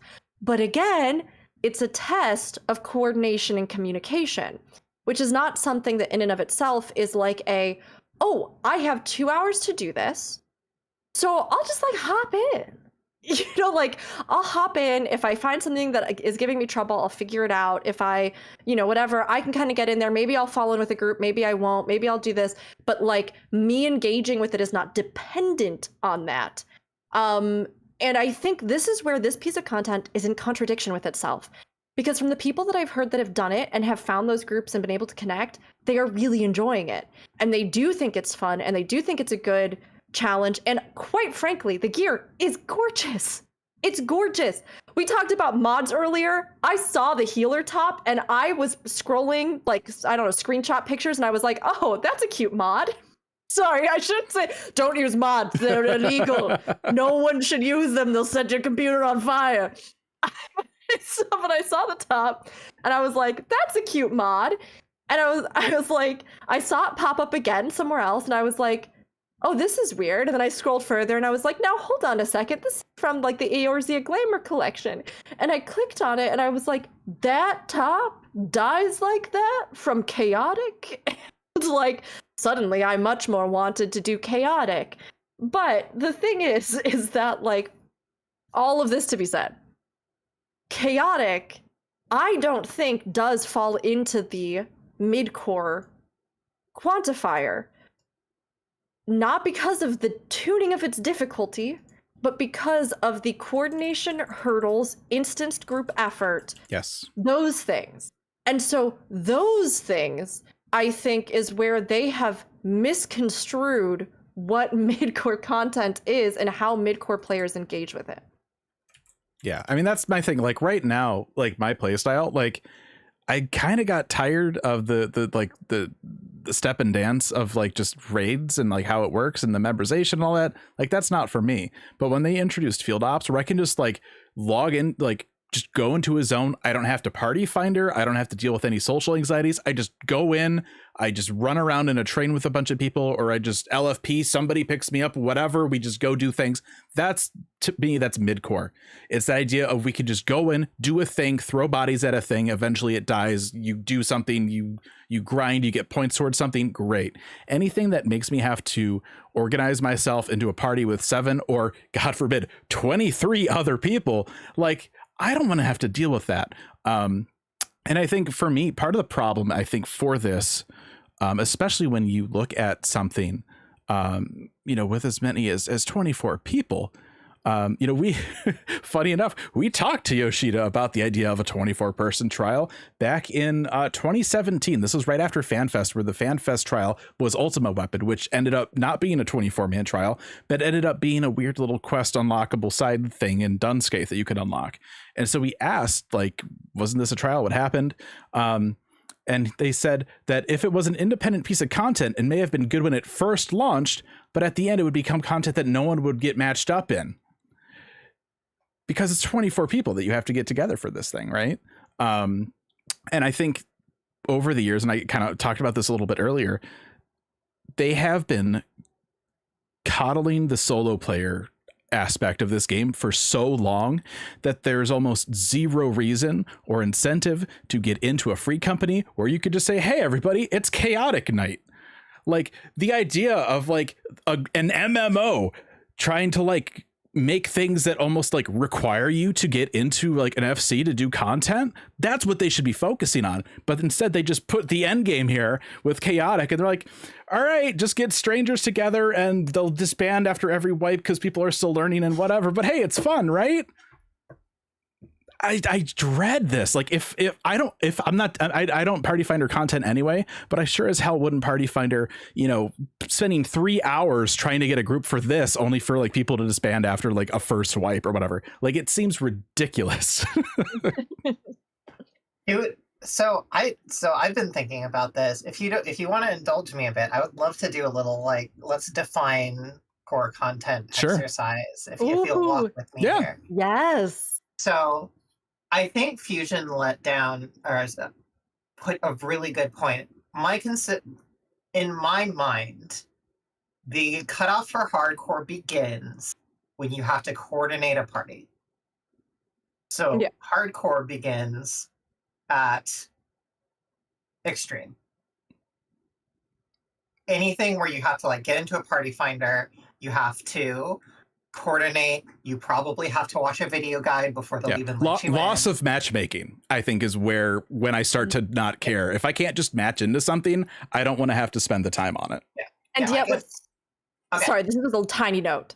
What's interesting is that comes from the NA side, whereas JP, to my understanding, they do not use party finder the same way we do. They like just random queue this stuff. I don't know how. I think you could actually, with some mechanical backend changes, you could make that work in NA too. Sidebar, but I'll go ahead and get into please. it. No. But yes, I agree with you. If you wanted that to work in NA, here's what you need to do. And I think you should do this anyway, because I when I first started the game, I random queued for Odin, not realizing that it was a thing. I spent like 2 hours in queue. We wiped the first time. I didn't know what was going on, and then we disbanded. And I basically never went back until I could unsync Odin. Whereas, like at the time, I was like, "Oh, Odin's cool. I'm gonna fight Odin. I unlocked it. I want to do this." So for this, my thinking is anything that starts at the hardcore line, so that would be extremes onward. You cannot enter Duty Finder queue unless you have cleared. that means that as JP does it, once you've cleared, you just go into the random queue and then you run through it and everything's good. And that would also prevent dumbasses like myself from queuing into Odin for 2 hours, wiping and then disbanding, because that was a very bad experience. Yeah. No, I agree with you. All of this to say, I mean, yes, we'll be talking from like our NA perspective. So please don't let me derail too much, because I think that would be a good solution. But I agree that from our perspective, midcore for me, the difference as well is anything that would technically require a greater hurdle of communication, group coordination, pre-established positioning, guide, etc. Like, not to say that you can't have midcore content where you need to learn something about what happened. Yeah, like Yeah, we have fates and Boja, like you need to learn where to stand and stuff like that, but it's not as coordinated, right? It's not like a prohibitive hurdle that like your In success Motion, you can is either make or learn to break. dodge all of red comments meteors, or you could learn to get res. But before we go into midcore, though, I actually wanted to define casual too, because that should give us a nice medium band. So here's my thinking for casual. Let me know if you agree. Casual is story content, and that's basically it. Anything that you must complete to see the story. Say story content, open world exploration. Did you That's say like job quests too? Job quests. Yeah. I would consider maps casual content too. Kind Map. of like Yeah. I routinely do maps nights where at least one person is drinking heavily. So like, Yep. Yeah. and that's Island kind of part of Sanctuary. that. Fates I would quantify as being casual Yeah. because Mhm. typically the only thing that's going to lead to your death is just like some of them you might not have enough bodies to do it, but it's not like it is a test of coordination of reflexes, I would understanding say- of greater class mechanics, stuff like I would say open world fates, because field op fates are a little spicier. yeah, they're a little different. We'll get into field ops when we get into the midcore. But like, I yeah, would say- open world map fates. Some crafting gathering, like gathering from open world nodes, It's tribe pretty bit quests. brainless. It's only Yeah. until you're crafting like at level stuff at the end of the patch cycle that things get really complicated. So Crafting and gathering is its own beast, and Yeah. you want me to trauma dump about? yeah, that's a overwhelming- lie. No. That's its But- own thing. But I would quantify a lot of it as Right. casual content offering in Yeah. 14, right? Housing, decoration. I would even quantify glamour as casual content in the game. But also too, like just leveling up other jobs, stuff like that. Like a lot of kind of anything in the golden saucer. Like there's your casual. So they define the band of casual as like basic open world stuff in the zones for the base zones for the X-Pack. Leveling roulettes, generally all roulettes. We've got MSQ stuff, so MSQ dungeons, MSQ trials, things like that, and then like the gold saucer maps, kind of some of the glamour, some of the like the more ancillary fun stuff that don't require necessarily direct engagement with the battle system. So are we happy with this? I think this I would say understanding all roulettes except Alliance raid. In the assumption that like you get the newer Alliance raid. Yeah, and that was actually something I wanted to get into, because I do think Alliance raids would be considered midcore. I would say yes. So definitionally, as we start to put midcore out, I would say midcore then becomes, and I'm gonna do some like ideal world extrapolation here. More optional content that is a bit harder in battle, but is still generally clearable so long as you have a certain degree of skill and persistence. So Alliance raids, if they were to bring back hard dungeons, I feel like hard dungeons really should be more of this like mid-core content where they are optional dungeons that you unlock that are a bit harder than normal, which we've kind of got with like variant dungeons and Criterion. Sure. So like variant dungeons are are mid-core, but then they also scale up to hardcore, right? Because you have Criterion and Criterion Savage. Field operations is the big one, right? Where the fates that you get in there do generally require a certain degree of skill, but you can also throw a lot of bodies at it. And you might be okay, but again, Red Comet I have seen full wipes on that, and you still do need to pay attention. And I think for me personally, or again, because back in my day I played 11 and that was like the whole thing. It's like you just throw bodies at it and eventually it dies. Like that's how I grew up with MMOs, right? It's that idea of you have to be in a link shell to have a group to do any of this other end game content. And then you just like, here's Kieran. We're going to kite him around a room for 4 hours, go grab dinner. We'll rotate people in and out of the alliance. Cool. He died. Did we get pants? No. But I guess we'll just have to do it again next week. That was endgame in 11. Yeah, I feel like midcore, either, but the way we're kind of grouping it, either has the ability to allow other people to compensate and cushion for you in an environment that you, again, can approach, get in, get hands-on fairly quickly. Or while it may have certain individual challenges and the capacity for learning, growth, etc., the process of that learning is condensed within a timeline that shows quick returns for it, right? Like, I do this thing, I realize that, when he does this, I have to stand here. And so I can quickly execute that and learn that, and over time perhaps show a greater mastery of that, which is where the, like, I can't just turn my brain off phrase that, was kind of tossed out there comes from. But like with some degree of practice, without it being like dictated, regimented, more strictly controlled practice, you can build your own skill understanding and show growth within a fairly, I think for me, like midcore, it's like it's match made with a little bit of brain think. Whereas then the hardcore, that's when you start to get into like, okay, you need to know this entire ballet for a fight, right? You can still, like, in midcore, you can go in and not know anything, and if it's whether it's because of the amount of people involved or the difficulty of the content itself, right? If you die, it's not the end of the world. You can get back up, you can try it again.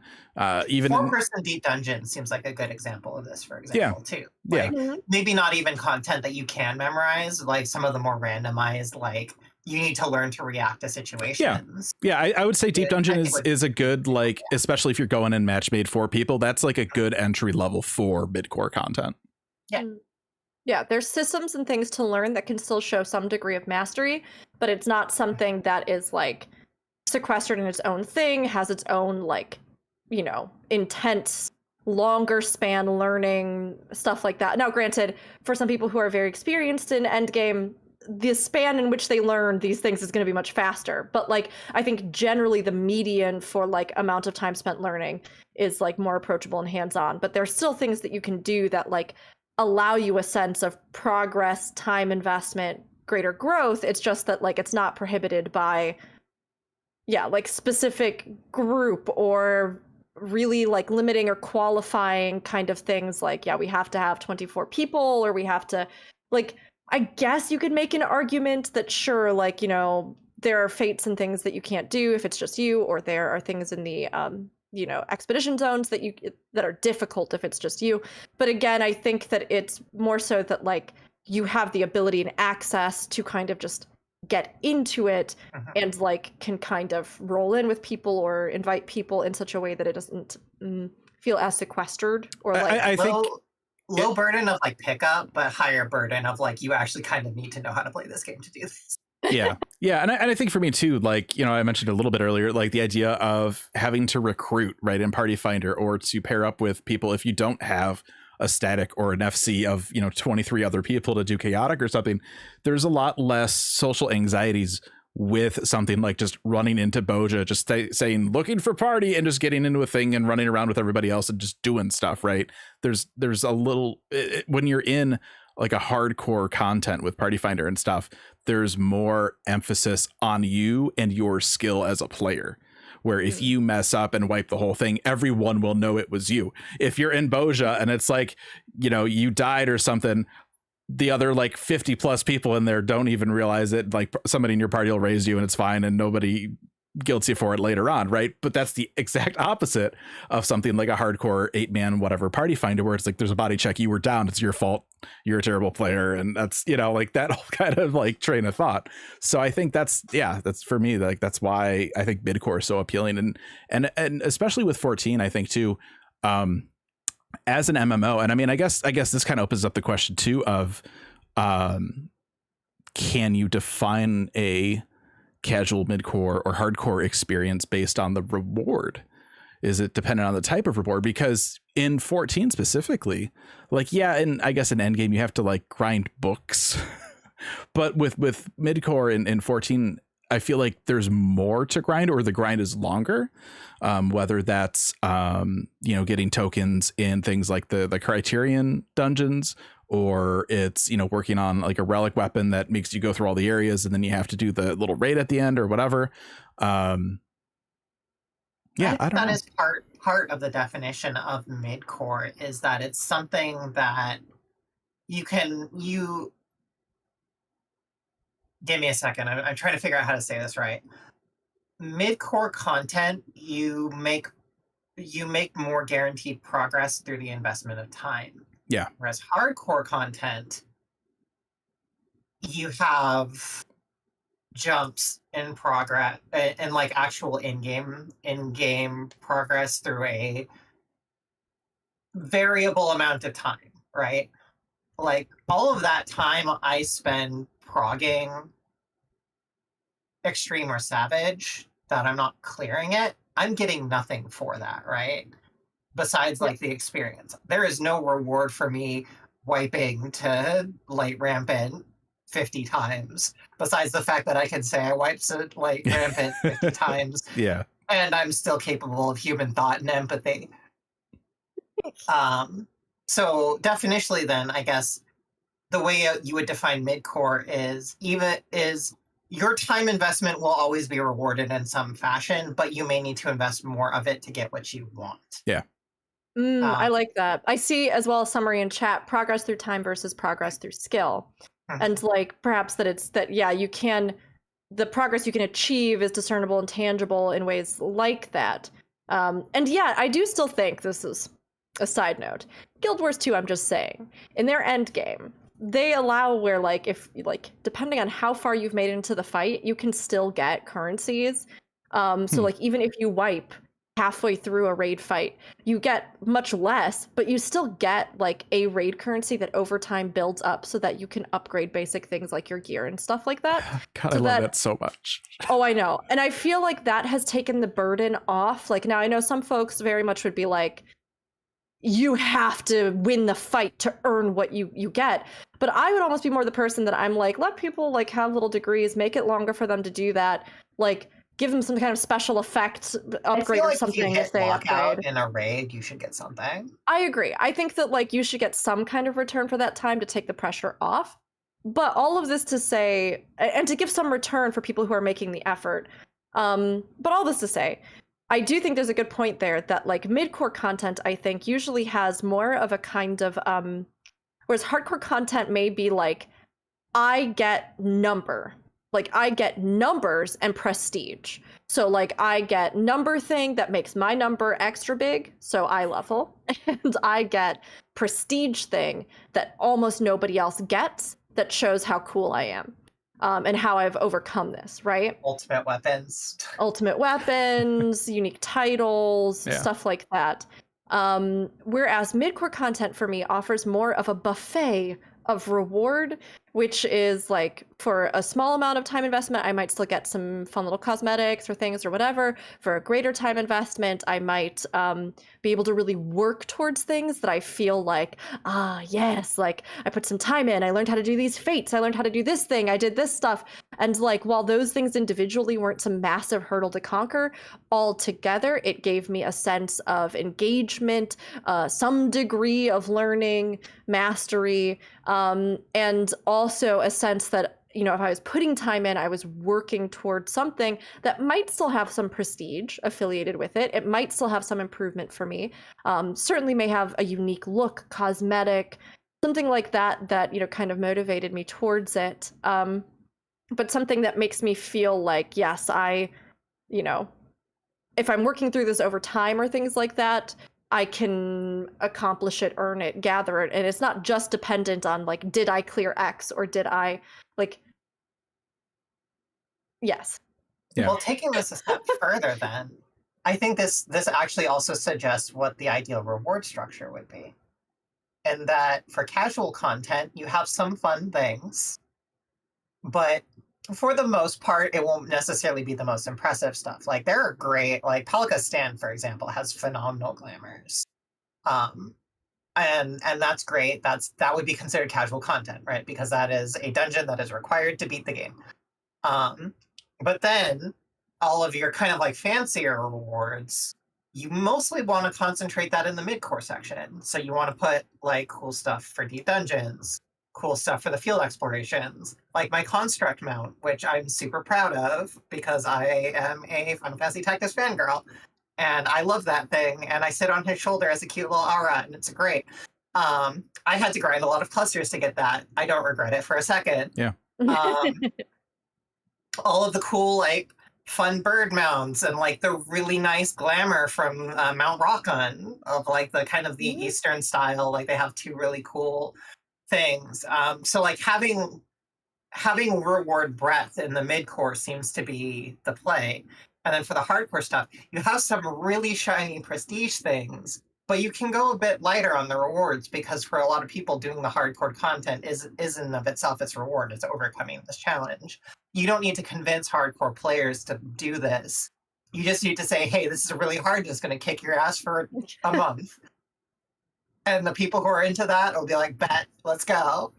Yeah, I think that's why the midcore kind of reward structure is appealing to me. And I think there's something to be said too about just the reward structure in general and the gear structure of 14 and how it could use a kick in the pants a little bit. But like, I've always laughed. We're supposed to get that. Please look forward to it. Well, we'll not see. Here yet. give me jump +3 on boots again or something for my Dragoon. Just go wild with it. Like, it's so stagnant now. But like the idea in video games in general, not just like 14, but the idea of like, congratulations, you just unlocked the ultimate weapon. Oh, cool. What's it do? What can I use it against? Well, you beat the hard thing to get it, so that's other things are now slightly easier. Enjoy. Yeah. So I mean, and it'll be replaced in 8 months or 4 months or whatever the patch cycle is. Like, it's like, cool, it's great for now, And I wish there was more longevity with gear. Like, give me a set of armor and give me a weapon like Relic and like the sets in Eureka, right? Give me something I can grind out and upgrade throughout this content cycle. Give me, that isn't just like replaced like right away with something else. That's a good example of midcore that we did not mention. Relic weapons. That usually relic weapons have some kind of journey. They have a breadth of rewards. So you have the different cosmetics that you unlock. They typically bring you into contact with other stuff that will give you other rewards. And then at the end, you still have something you might be proud of, that you might have a unique cosmetic, a unique appearance, a journey that you took. But, you feel proud of the time investment and the things you put into it. Generally, they've had some tuning things over the years where they went a little too hard, a little too. And I think the reason it didn't come to mind is because I would not have considered Relic Weapon midcore coming from Endwalker. I would have put that directly into casual. Can we just forget Relic Weapon and Endwalker was even a thing? Can we just eject that from our brains? I'm still way more likely to rep my Bosha weapons than I am my Endwalker relics, because like I got them. I'm still working on them when I have Spare Poetics, but yeah.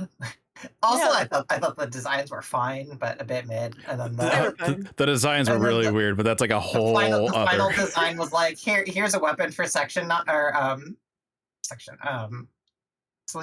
Yeah.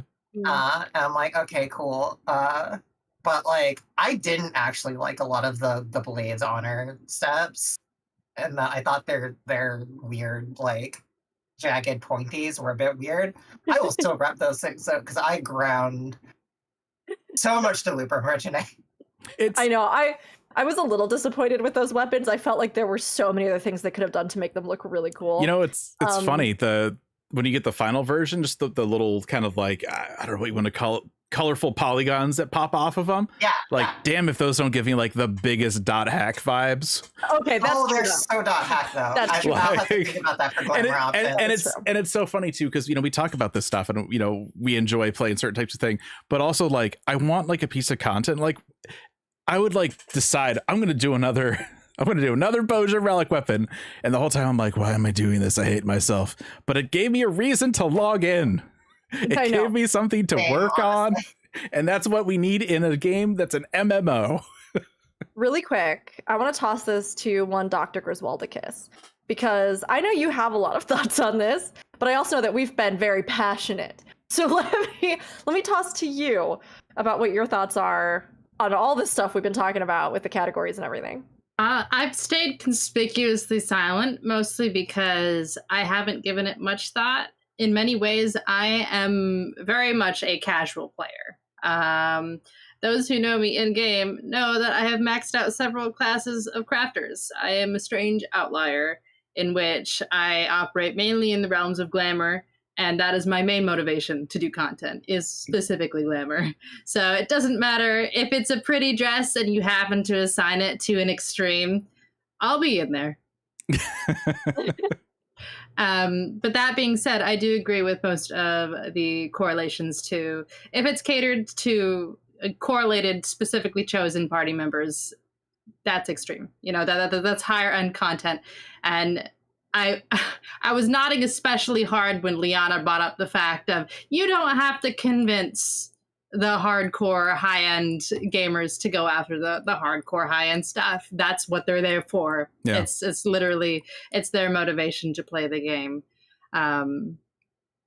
I wasn't going to say anything on Bosnia or Delibram because I did live in there for 8 months, because I am a 12 fangirl and tactics too. And I really wanted the Eloquil mount. And I suffered those terrible page drop rates and several duels to get that mount. If you make still the don't have that one. reward, exactly, it's ridiculous. If you cater to the interests of your specific players and where their passions lie, sometimes it doesn't matter how you quantify the content. But I will say that in a more generalized, for the sake of like being all encompassing, for the sake of the content, I think midcore / casual is extremely important. And there will always be a quiet majority that participates in those sections of content versus your high-end raiders who like the test of their reflexes, as it were.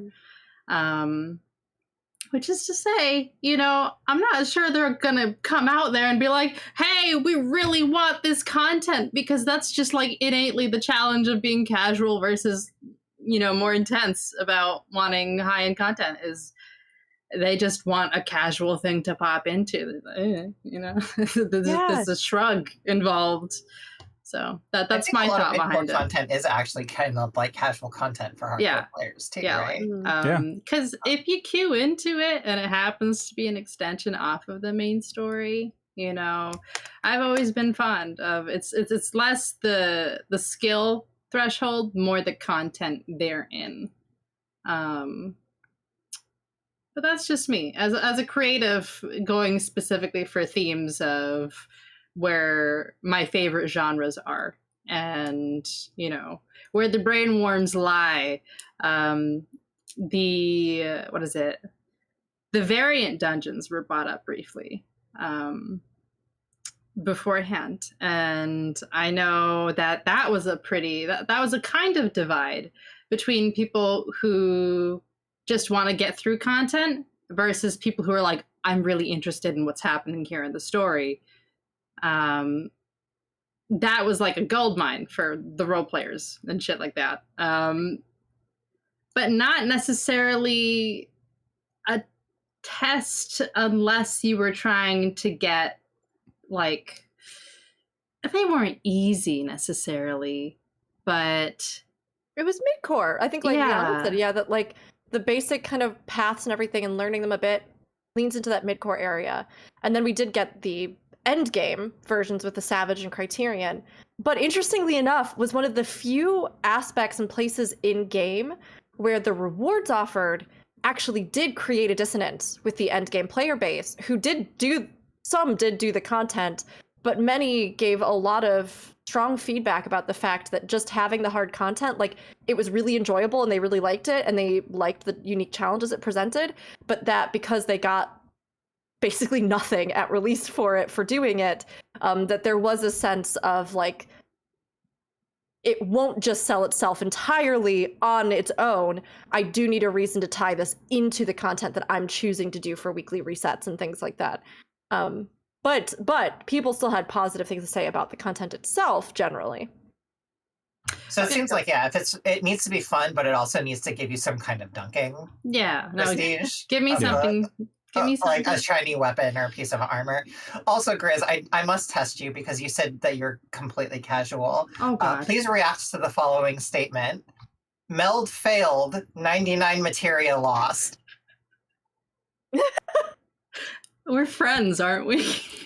Yay, friends. casual, hun. No! Yay, casual. No, listen, I have not pentamelted a set since like 2 expansions ago. I swear, it's not worth it. It's only if you want to play the money game. It's only if you want to rule the markets of Balmung or Mateus or whatever, but like who really has the time? Grizz also is in my raid group, but Okay. There are very blaring exceptions. I did here. have that knowledge in the back of my head, which is like casual. I am a casual endgame raider. I realize that's an oxymoronic statement, but I'm as casual as a raider can get. Okay. Someone else bought me into this group. Am I doing the content? Yes, because the people in that raid group happen to be really funny and make me laugh. It's okay. I understand. No, please, you continue. No. No, I think this goes to show something that's interesting about 14, though, which is that we do oftentimes, not always, but oftentimes have overlaps of the groups in ways that I think other MMOs don't as much, which is just, I mean, partially, I think, a testament to the world that 14 has built, but also, you know, the fact that I would say that you can be a casual player at heart. So somebody who gets the most gratification out of things that typically fall within casual content, but who, like you were saying, Grizz, is motivated by something like the cosmetics, by the furnishing, by the things that technically have application within the casual realm, but that you might obtain in other ways. Or perhaps you are somebody who can enjoy endgame content, but you also, like for myself, right? Like, I love story, I love lore, I love open world, I love glamour, I love screenshots, I love lore tidbits, I love questing, but I also do like the challenge of something that is high end, that amplifies the stakes that the world gives me and makes me feel like I really was that hero that overcame this big thing with people. But I wouldn't say that I fall into the end game category that is like, all I do in this game is weekly resets and I have 5 raid alts and I do, like, no, thank you. I'd like to stand on the beautiful ocean when the sunset comes down and take pictures of it and then maybe do raids.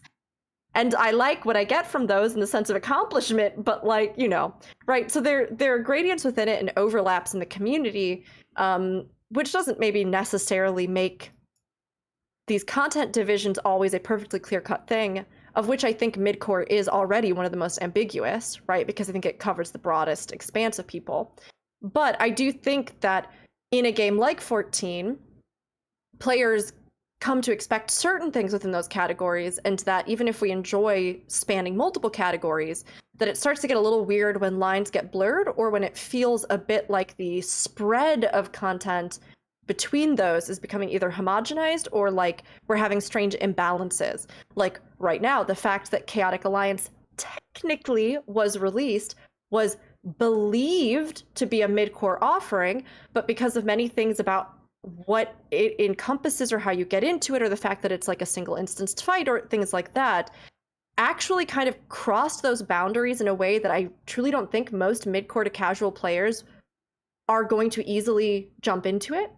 And so as a result, while they intended for it to be mid-core content at this point, almost every person I've heard talking about it in conversation has lumped it into endgame and has talked about the fact that there is no mid-core to casual. Well, okay, there's no mid-core and very little casual content for more than a year after Dawn Trail release.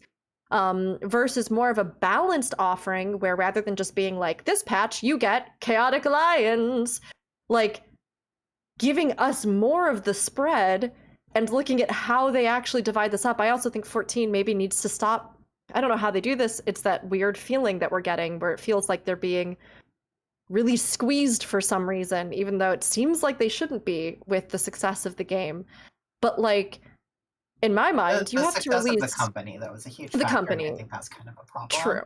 Like, you have to give players more than just one content, like one major piece of content each patch. You know, like I think you have to look at how you bridge these categories a bit more, and what is actually the timeline or sustain of these across the different categories of your game.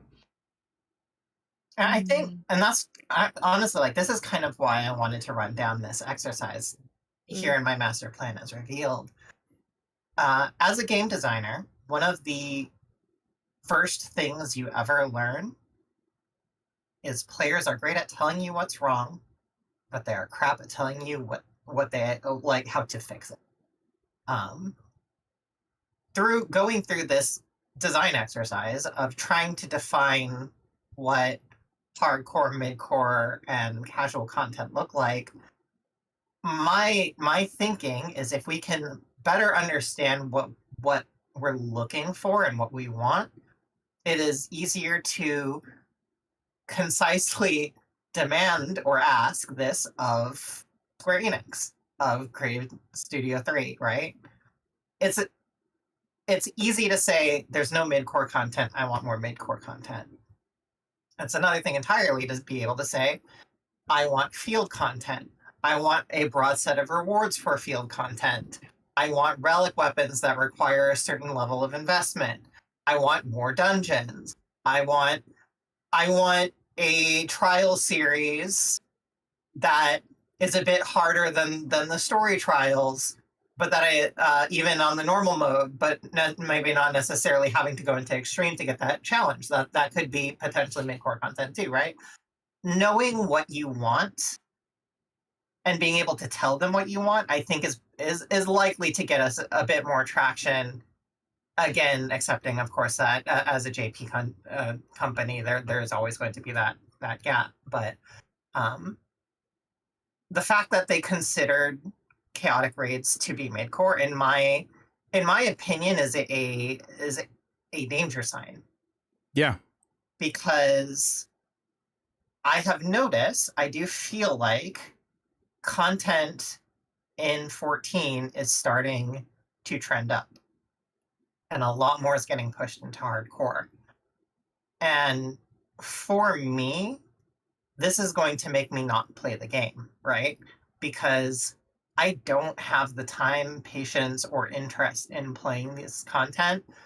But because the most hardcore fans are usually the most vocal, it's a common thing to see games start to cater more and more exclusively to the hardcore fans. What's so interesting? No, go ahead. Finish your thought, and then I'll. Therefore, if we're serious about getting what we want, I think it's important that we're defining what we want clearly, so that Square Enix can at least hear, I want field exploration, I want more dungeons, I want more variant dungeons, I want this kind of rewards, stuff like that. I want instant housing on Island Sanctuary. Where the hell is it? Things like that. Which I think is important. Because again, if the only voices that are getting heard are the hardcore voices, that's what we're getting. And that's going to be a problem. But what I think is so interesting about this is that I love it. Because I see even in chat, for those who are live with us today, of course, those of you listening after the fact, we're relaying to you, right? That this isn't even necessarily the trend up that hardcore players consider hardcore or want. in many ways. And yet, the blurring and division of these categories in many ways, I think, is causing this strange bleed where those folks who are more casual to midcore, like you're talking about, are dissuaded from doing content that in certain aspects falls into the energy, time, coordination, like hurdles they have to overcome to engage with, that to them pushes it into a hardcore category. Whereas hardcore in and of itself is a pretty big expanse, right? Extreme fight, some people would say these are still just easy to me, right? Like, just to use some general terms, like, these are easy to me. These are just basic things you lock down, you learn super fast, you knock out one day, and then you just do, right? Versus things like getting Eden Ultimate, where folks are like, this is interesting, and there's some fun mechanics, and I didn't hate myself by the end of it. But then there's a range of people through Ultimate who are like, this only took 3 days, this is not an Ultimate. Or, you know, more people are clearing than ever in this within the first handful of weeks. So while on one side of this aspect, it's like, okay, that's great for numbers of people engaging with Ultimate. On the other side, is this an indicator that Ultimate is trending downwards, right? So it's almost like these categories, they can't seem to fully compromise on what they want to do for them, right? Where even in this interview that we kind of are referencing, there's this sense of, oh, we wanted to remove obstacles, but then also we're making endgame, but then some stuff maybe we made too homogenized, but then we thought we'll make these extreme trials for new players who have never done extremes before, but then we'll do... And so there's almost this at odds with itself, right? You know, the question came up, why are we putting chaotic in a hardcore category? Because while mechanically, individually, the actual, like we acknowledge, the actual mechanics, the learning of the fight, etc., is something that is pretty midcore to casual in just like the general understanding of this is the mechanic, I move here, right? Because of the instance, the large scale of players, the hurdle you have to overcome, the communication needed for it, the fact that there has to be some kind of organizer, the fact that, yes, overlaps of players can cause wipes that are unrecoverable, things like that. These things, as we've heard on the podcast today, have deterred many players who consider themselves to have only the time allotment or energy for casual to midcore to not even want to engage with the content. Now, is that something that Square Enix can also try to figure out better how to onboard people into if they really think, hey, this is something that would be of service to our midcore community? Sure. But it goes to show that these categories aren't as clear-cut or defined as just how mechanically hard is this. It has to also do with a lot of other things: personal skill, learning, time investment, reward structures, ability and ease of access, amount of coordination or personal interaction required. All of these things define these categories, not just on some fixed scale, how mechanically hard is this, or how many numbers do you have to make to win it. Does that seem like a good summary? Yeah, no, absolutely. And you know, the idea that's like, yeah, we made Valak Armanda extreme. Like, we wanted it for like people that were maybe like doing extremes for the first time. You know, it'd be a really good fight to tune to be like a good intro to extremes. Ifrit Extreme, the first extremes you do in the game. Like, why are we catering to new players in the freaking 6th expansion 10 years in? You shouldn't be. You shouldn't be. Trusts, we have to include all these different characters into the game now, into the story, even though they feel like they shouldn't be there, because we have trust, because we want people to be able to solo dungeons in, like, it's so stupid. If only we had like some kind of, I don't know, a squadron or something that would permit us to bring NPCs into dungeons with us without having to enforce character participation in story to have them available for trust. That's brilliant. Where'd you come up with that? Wild. Spitballing. I don't know. It's a good idea. You should try and run that by them if you just happen to run into I would love to see them start to operate 14 as an MMO versus a single player game you play online, and sometimes you match up with people. I think that's, for me, that's the biggest issue right now. I have a theory on this. I believe that they are having pressure from the top, because Final Fantasy fans, we are our own breed. We are kind of rabid. Sure. And I think there is a belief that people saying, I play every Final Fantasy except 11 and 14 because I don't do MMOs, is damaging to the brand. Well, So, I mean, I would say that there is tangible proof that the things 14 has done well and the facilitators that it has offered has engaged single players that Yes, express that absolutely. sentiment, who then do actually get into 14. So I agree. I think there is a pressure to try and include them more in the brand as well, because they are money makers. Yeah. Having people who say that is detrimental to the MMOs. Especially, like, I remember when people would say, I've played all of the real Final Fantasies of everything but 11. Yeah. Fusion, you might remember this. Yeah, this isn't new. This isn't a new discussion. This has been happening since 11 came out. Yeah. And I think I agree, honestly, just speaking as a businesswoman, I think that's a problem. And I think that the fact that they put these steps into it so much to make it work is laudable, because that's super important for preserving the brand. That's an interesting point. I personally just wish they had done a bunch of new characters for the Trust. Sure. Or Dawn Trail. Like, give us a bunch of new characters to run Yeah. with. I think that would have been better. I think I think for me, and it's an interesting point. I don't like it's not a problem, but I don't know if it's a big enough problem for them to have taken the direction that they've gone with this. Yeah, I think it's hard because we've seen it have some real discernible impact. But then I do have to say that if we're looking for MMO content made in an MMO, Chaotic 24 Man is certainly Yes, but it's added onto a structure of an MMO that has been it hasn't guided you towards big group content correctly in order to then have this there.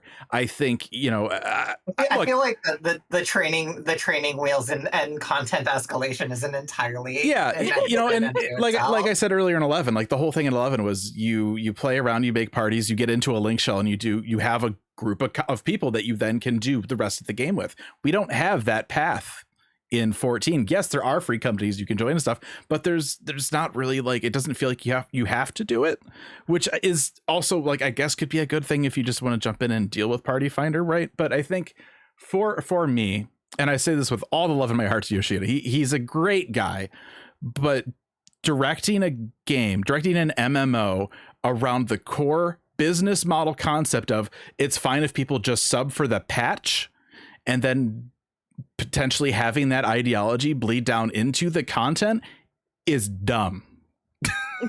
It's dumb. You need people to have reasons to log in and to continue to log in.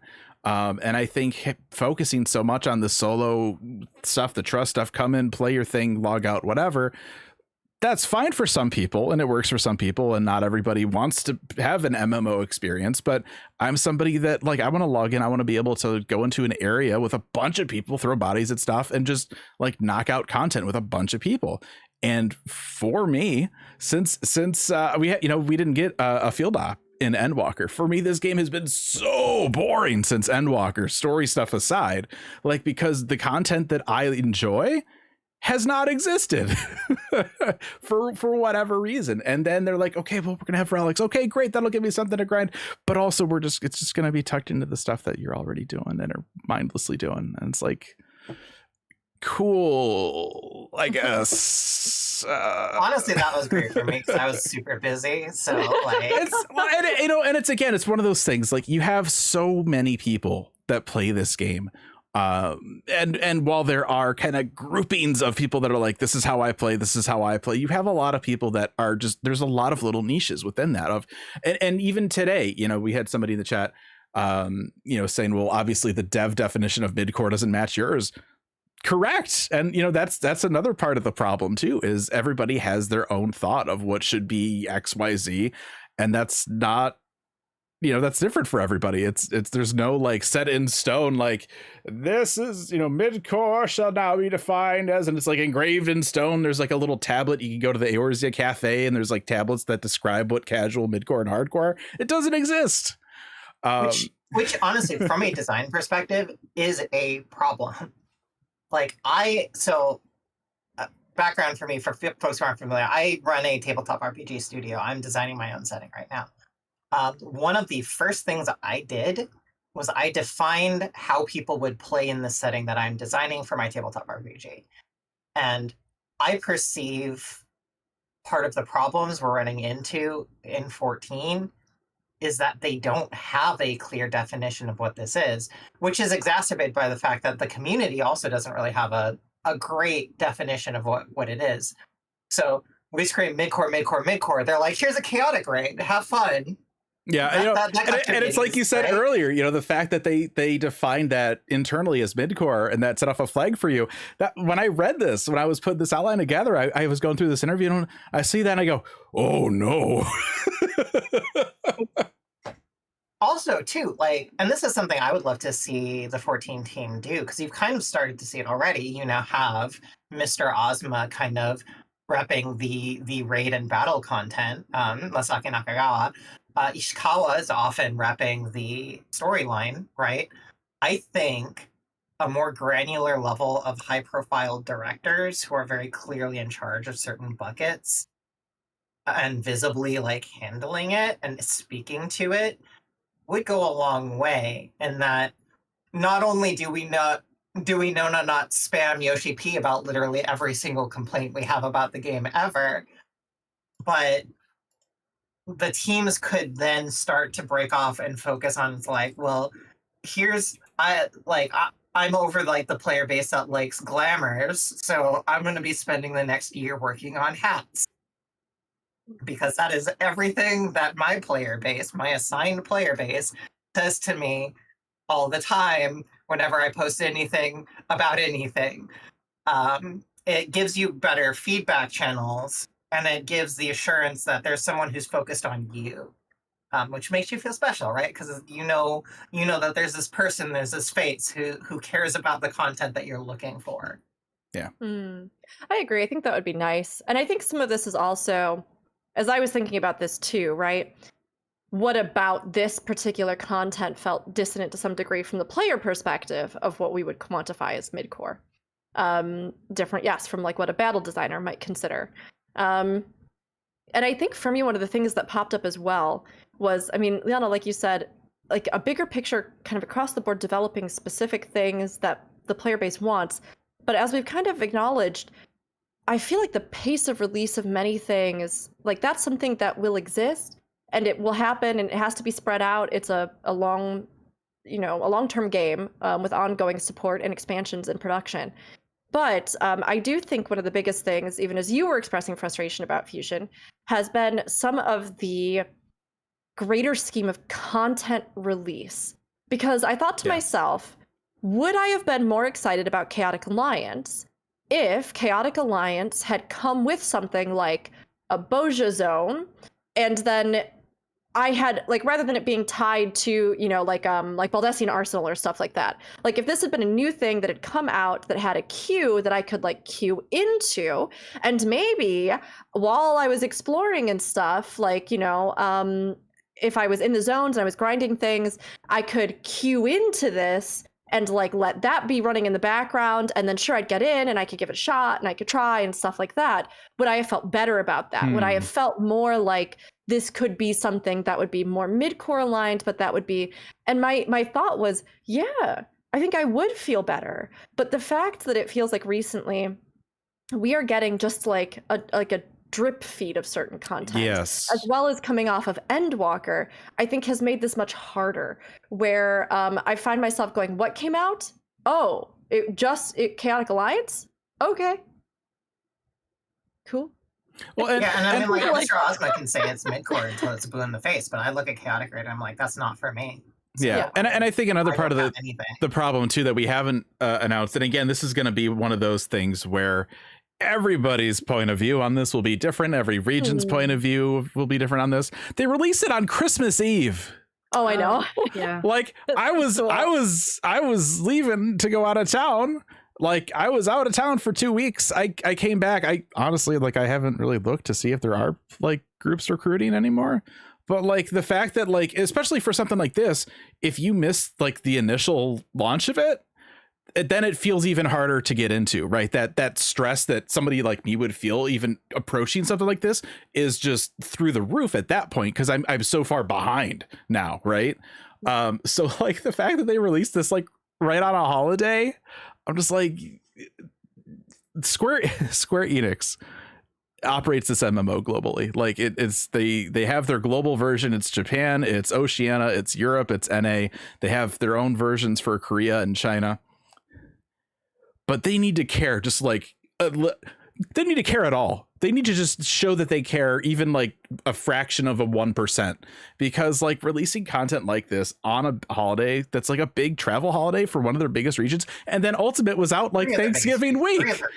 Yeah, Fru came out like the week of Thanksgiving. Yeah, NA, EU, and Oceania. Holiday is pretty big for all three of them. Yeah. And as somebody too, that again, I used to play 11 and I still care a lot about 11, even if I don't play it. Like they've been doing a lot of stuff for the game, but only in Japan. So like, you know, and then they'll do stuff. They have the Korean and Chinese fan fest. Say, check out this new content that's coming in 7.x, but we never see that released through the global version, like stream of media releases. Like they need to get their ass in gear if they think that this is a global game, because right now they are not doing a good job. Like they're like, hey, check out Nidhogg from the 11 raid. I think that was like the Chinese or the Korean fan fest. They never showed us that image officially in like a North American like press release or anything. The 11 account was like super like, hey, check out, here's a picture of like Nidhogg. That's cool, right?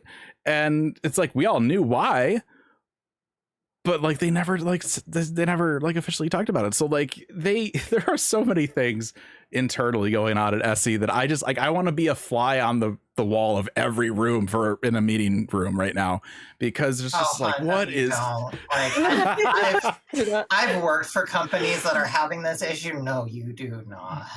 It's never pretty. Yeah, it's so weird right now, and it's you know, between all this stuff and the lull that a lot of players are feeling with the game right now, it's a weird spot to be in. I'm very curious to revisit once we've gotten the exploration zone, once we've gotten all the stuff that supposedly is planned, because again, pacing of the patches, consideration of that amount of stuff coming in the patches, like all of that aside, I do want to see what they give us. I want to see if like, okay, was the wait worth it? Is there a lot of stuff? Did they fulfill the things that they've been saying with like rewards, with all this other, you know, all these other considerations?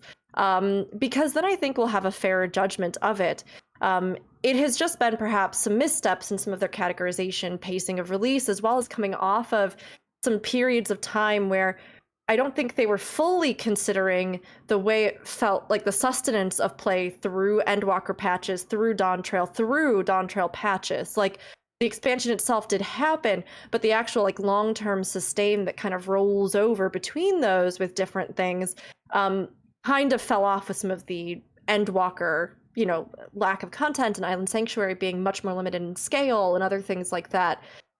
So I'm curious because I think we have pointed out a lot of things that are of note and that definitely are concerns in the player base right now and have led to a lot of people taking extended breaks and having these discussions themselves, whatever category or categories plural of player they might be, right?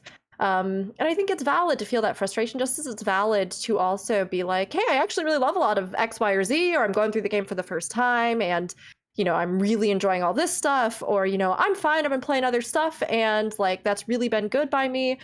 All of that is valid, but I think there have been some places in which certain things have really shown in the last couple development cycles. So I want to see what they're going to give us. I want to see if they can figure out how to refine some of what they're releasing, when, and with what. But I hope that they do, like, come through this cycle ultimately with all of us on the other side being like, hey, this content was great. Actually, by the end of it, it was really good. maybe they could have just reorganized it a little bit. Yeah. You know? Yeah, I definitely feel similarly to Liana in that, like, it feels like they're being constrained by the corporate side of things, like, aggressively. Like, they may be aware of a wider solution, hence the giving attention to the different and versatile parts of Final Fantasy XIV's community that deserve it and that are large and speak their needs, but that doesn't seem a solution that's viable to them as they are right now with their content loadout and the people they have working for them. But that to me feels like the obvious choice, is to have people in touch with, you know, our rating scene, our casual base, whatever that sounds like, and having subsets of those. I say glamour because I like glamour. Glamour is huge.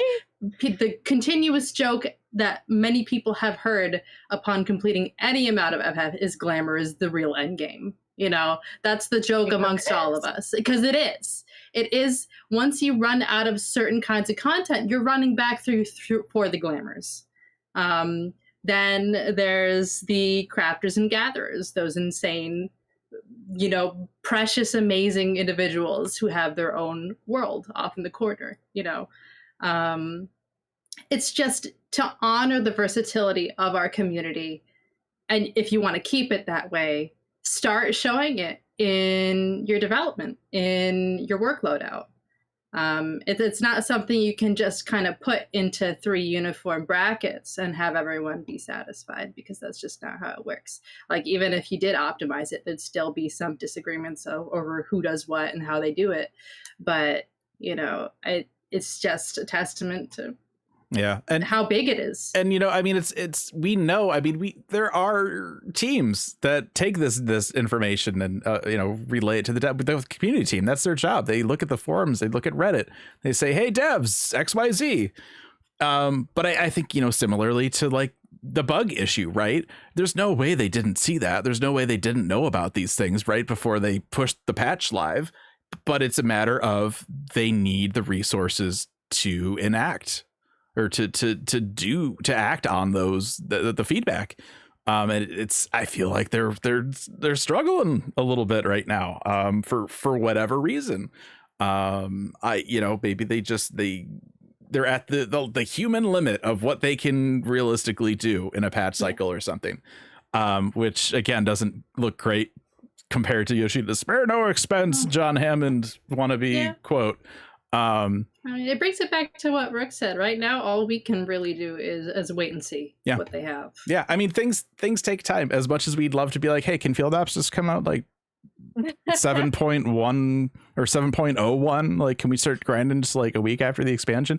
That'd be great. It's not realistic because it takes time to develop content, but it's just, it is what it is, and lulls happen, and it's, you know, maybe there's something that they can shake up, because I think it's you know, I've said it before too, it's one of the worst best things about this game is that from 2.0 onwards, it's the patch cycle has been very formulaic, and it's good because that means we know every X amount of time, right, we're gonna get something. But then also that's how they operate. They know that they're going to release a dungeon here, a dungeon then, this kind of content here, whatever. And I think, you know, like they're trying to do right now with content, with battle content, and try to, you know, shake things up and make it more interesting. I hope that they can find a way to shift their development schedules a little bit to try and shake things up just even a little bit, because right now we get a patch, it's like, okay, here's 2 hours of MSQ, and then a week later here's this one quest line, also it's buggy, and then another week later here's Hildebrand. You know, it's we're still getting stuff, but it's just, it doesn't feel great. And so I hope that they can, you know, whether it's new systems or new features or something, because and Brooke made a really good point about this after Dawn Trail came out. We really didn't get anything like new. Like, we know that there's like this battle map thing coming at some point, but like in terms of like new great exciting things, okay, like there's 2 jobs, but then like here's a dungeon. We've had dungeons before. Here's story. We've had story before. Story's not new. There's nothing like really like, you know, back of the box bullet point, new exciting blah blah blah. Like what is that for Dawn Trail? I couldn't tell you. So yeah, a lot of one-off content, not a lot of sustaining content. yeah. Mhm. Yeah. So there we go. Going back to the stroll with Yoshida, a couple other bullet points here. This is all stuff that was translated from Reddit. They did confirm that the Occult Crescent will have something related to support jobs. We kind of got that after seeing the one picture from, I think it was the Korean Fan Fest that they never shared with the global audience. They're saying that, yeah, the 8-man for Arcadian will do some interesting things. Maybe downtime people won't be happy, but whatever. Next Ultimate is already in development. They say that it's become a pattern where people are solving mechanics by looking at debuffs. And they said, are you fighting the boss or are you fighting the debuffs? And they want to cut down on that. And then they say things like tempo, which might imply like battle pacing, will undergo changes in 7.2, and there will be more things where you have to pay attention to the screen. So maybe more things where you have to read just monster stuff Visual versus tells, looking yeah. at little things. Yeah, which should be interesting. So that was all from that. So Love it. Honestly, That like sounds I'm, great. I'm on Sweet. board with all of this. yeah, that Yeah. sounds great. Love that. So Sounds great.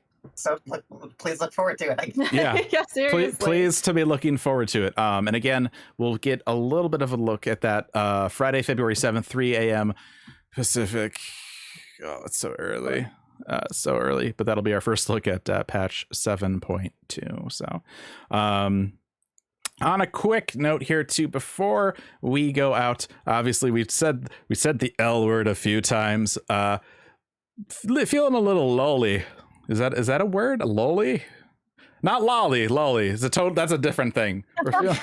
I'll Just like use Patchel? Why? Like Patchel. We're all feeling really lolly. Yeah, so Mold, I believe would be the word. so we are going to shift our podcast schedule just a teeny tiny bit for right now, and this will change obviously as things pick up again. We will be live every other week.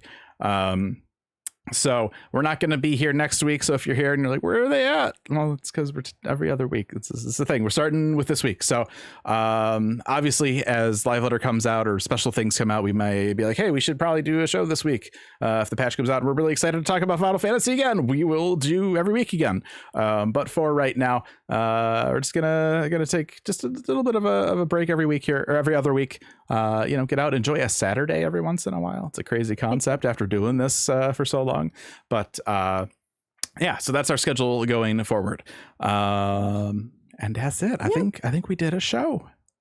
Yeah, let it, and like Fusion was saying, we are all like, again, there have been a lot of things we've been critiquing, discussing, and talking about, especially as we start a new year, and we're like, what do we want 2025 to hold for 14? What do we want the next 10 years, this new chapter to hold? But yeah, this break I think is something that we were all kind of like, oh hey, you know what? Right now there's a lot of conventions, there's a lot of other things going on, and so many conventions. There's also just not a ton of brand new news that's coming out. So kind of condensing those episodes, still keeping up with all of the other stuff that we've been doing with Patreon and things like that, and scheduling bonus ones where we can, definitely will be out there. But don't worry, everybody, like we're not going anywhere. We just figured that now, before things amp up and before we're getting a lot of this other content later on, and before we start getting news about things like our next expansion, that this would be a good time to kind of shift to that every other week and still be able to give you good podcasts in the meantime. So that's it. We're not going anywhere. We're still here. We still love the game. We still want to see the game succeed. But now it's just a good time to chill, just like a little bit extra. So yeah, there you go. All right. So I think that's going to do it. Before we head out, we want to thank our guests once again. Thank you so much for joining us. Always a pleasure to have you on. Dr. Griswold, where can people find you if they want to see your art? You can find me on Twitch 3 days a week, Wednesday through Friday, sometimes a spicy Saturday. You can find me on Instagram and you can find me on Blue Sky, all under Dr. Griswold. You can also take a look at my stuff at drgriswold.com. No period between the doctor and the Griswold. I should have put that in there. I think I still have your card URL from the last time. It has literally all of the things. It has all the things. It has all the things. Dr. Griswold, like Dr. Pepper, no period. Yeah, no period. I want Dr. Pepper now. That sounds really good. And I'm sitting here drinking water like a responsible person. It's like, man, I could go for a Dr. Pepper. Proud of you drinking that water, That's the problem with aging, right? See, it's like, oh, I could go for this. This is the benefit of podcasting for 18 years. I know if I have something carbonated, there's a decent chance I'm going to have to mute my mic and burp at some point. Water don't make me burp. So experience, yeah. You're all welcome, I guess, is what I'm trying to say. Liana, where can people find you? You can find me on Blue Sky at Valor Liana. Allegedly, I'm still on Twitter at Valor Liana, but that's mostly just to lock down my socials so that someone else can't steal them. Also, valorscapes.com is my company. We make an anime-inspired tabletop RPG. I'll hopefully have FF14 adjacent news regarding that soon. Ooh. Yes, Rook. If you like TTRPGs and anime, check us out. All right. And if you want, you can find me. I mean, I still have the X one, but I don't use it anymore because reasons. But I am on Blue Sky at Ralphalderg and on Twitch Ralphalderg and on YouTube Ralphalderg X. At some point, I just built a new computer. I will be getting a new graphics card. I have a whole bag full of Final Fantasy XI Museum exhibit merch to unbox. I don't know when, but it will be happening. So keep an eye out for that on all those channels. I'll announce it a couple days before I actually do it. And that's me. Rook. Sweet. Thanks for having us. Oh, wait. Shit. Sorry. Oh, no. I swore on that one. Oh, wow. Yo, did you just fucking swear on my podcast? Don't look at me. Well, God damn it. I guess I was fucking here too, or Shit. whatever. Oh, my God. I mean, I don't have to do my outros if you don't want me to, Grace. Damn. Please, thank you for it's being all right. here. No, Tell us thank more you so about you. Where much. can we find you outside of the podcast on Gamer Escape and Aetheryte Radio, please? Yeah, hi everybody. You can find me on this internet because I was here too. Not any of the other internets, just this internet in particular. This internet. But you can find me on Twitch at Rookery, ROOKURI. You can find me on Twitter, yes, at Rookery _ excuse me. It's very likely I will be trying to do more on Blue Sky, and we're shifting over there here in the coming months, so keep an eye out. But for right now, that is still my primary social media. And you can find me on YouTube at Rookery, just at Rookery. Yes, I've been doing a lot of events. There are more coming up. There are lots of things on the horizon for 2025. So keep an eye out. We'll have an announcement going next week for something coming up. And of course, there will be more as the year goes. I will be a guest again at Gateway Fate this year in St. Louis. And they've been announcing a ton of other wonderful, wonderful guests as well. They just announced Lewis is going to be there with some controllers. Like, sign me up. I cannot wait. Yes. So there's going to be a lot of folks, and it sounds like perchance, the Aetheryte Radio crew may very likely be there in its entirety this year. But, we'll see. But there'll be a lot of other exciting things as well on the horizon, including what Liana alluded to and much more to come. So keep an eye out. Grizz, you're implicated in this too. So. Grizz is also involved in this, yes. All right. And then if you want, you can reach us here at the podcast, email aetheryteradiogamerscape.com on all the social media. Well, actually, no, this is different. I still haven't changed this. X is still Aetheryte Radio. Blue Sky is aetheryteradio.gamerscape.com. We got the fancy URL name. And then on X as Gamer Escape, Blue Sky is gamerescape.com. And then everything else is Gamer Escape, Facebook, Discord, YouTube, Twitch, all that stuff. So that's where you can find us.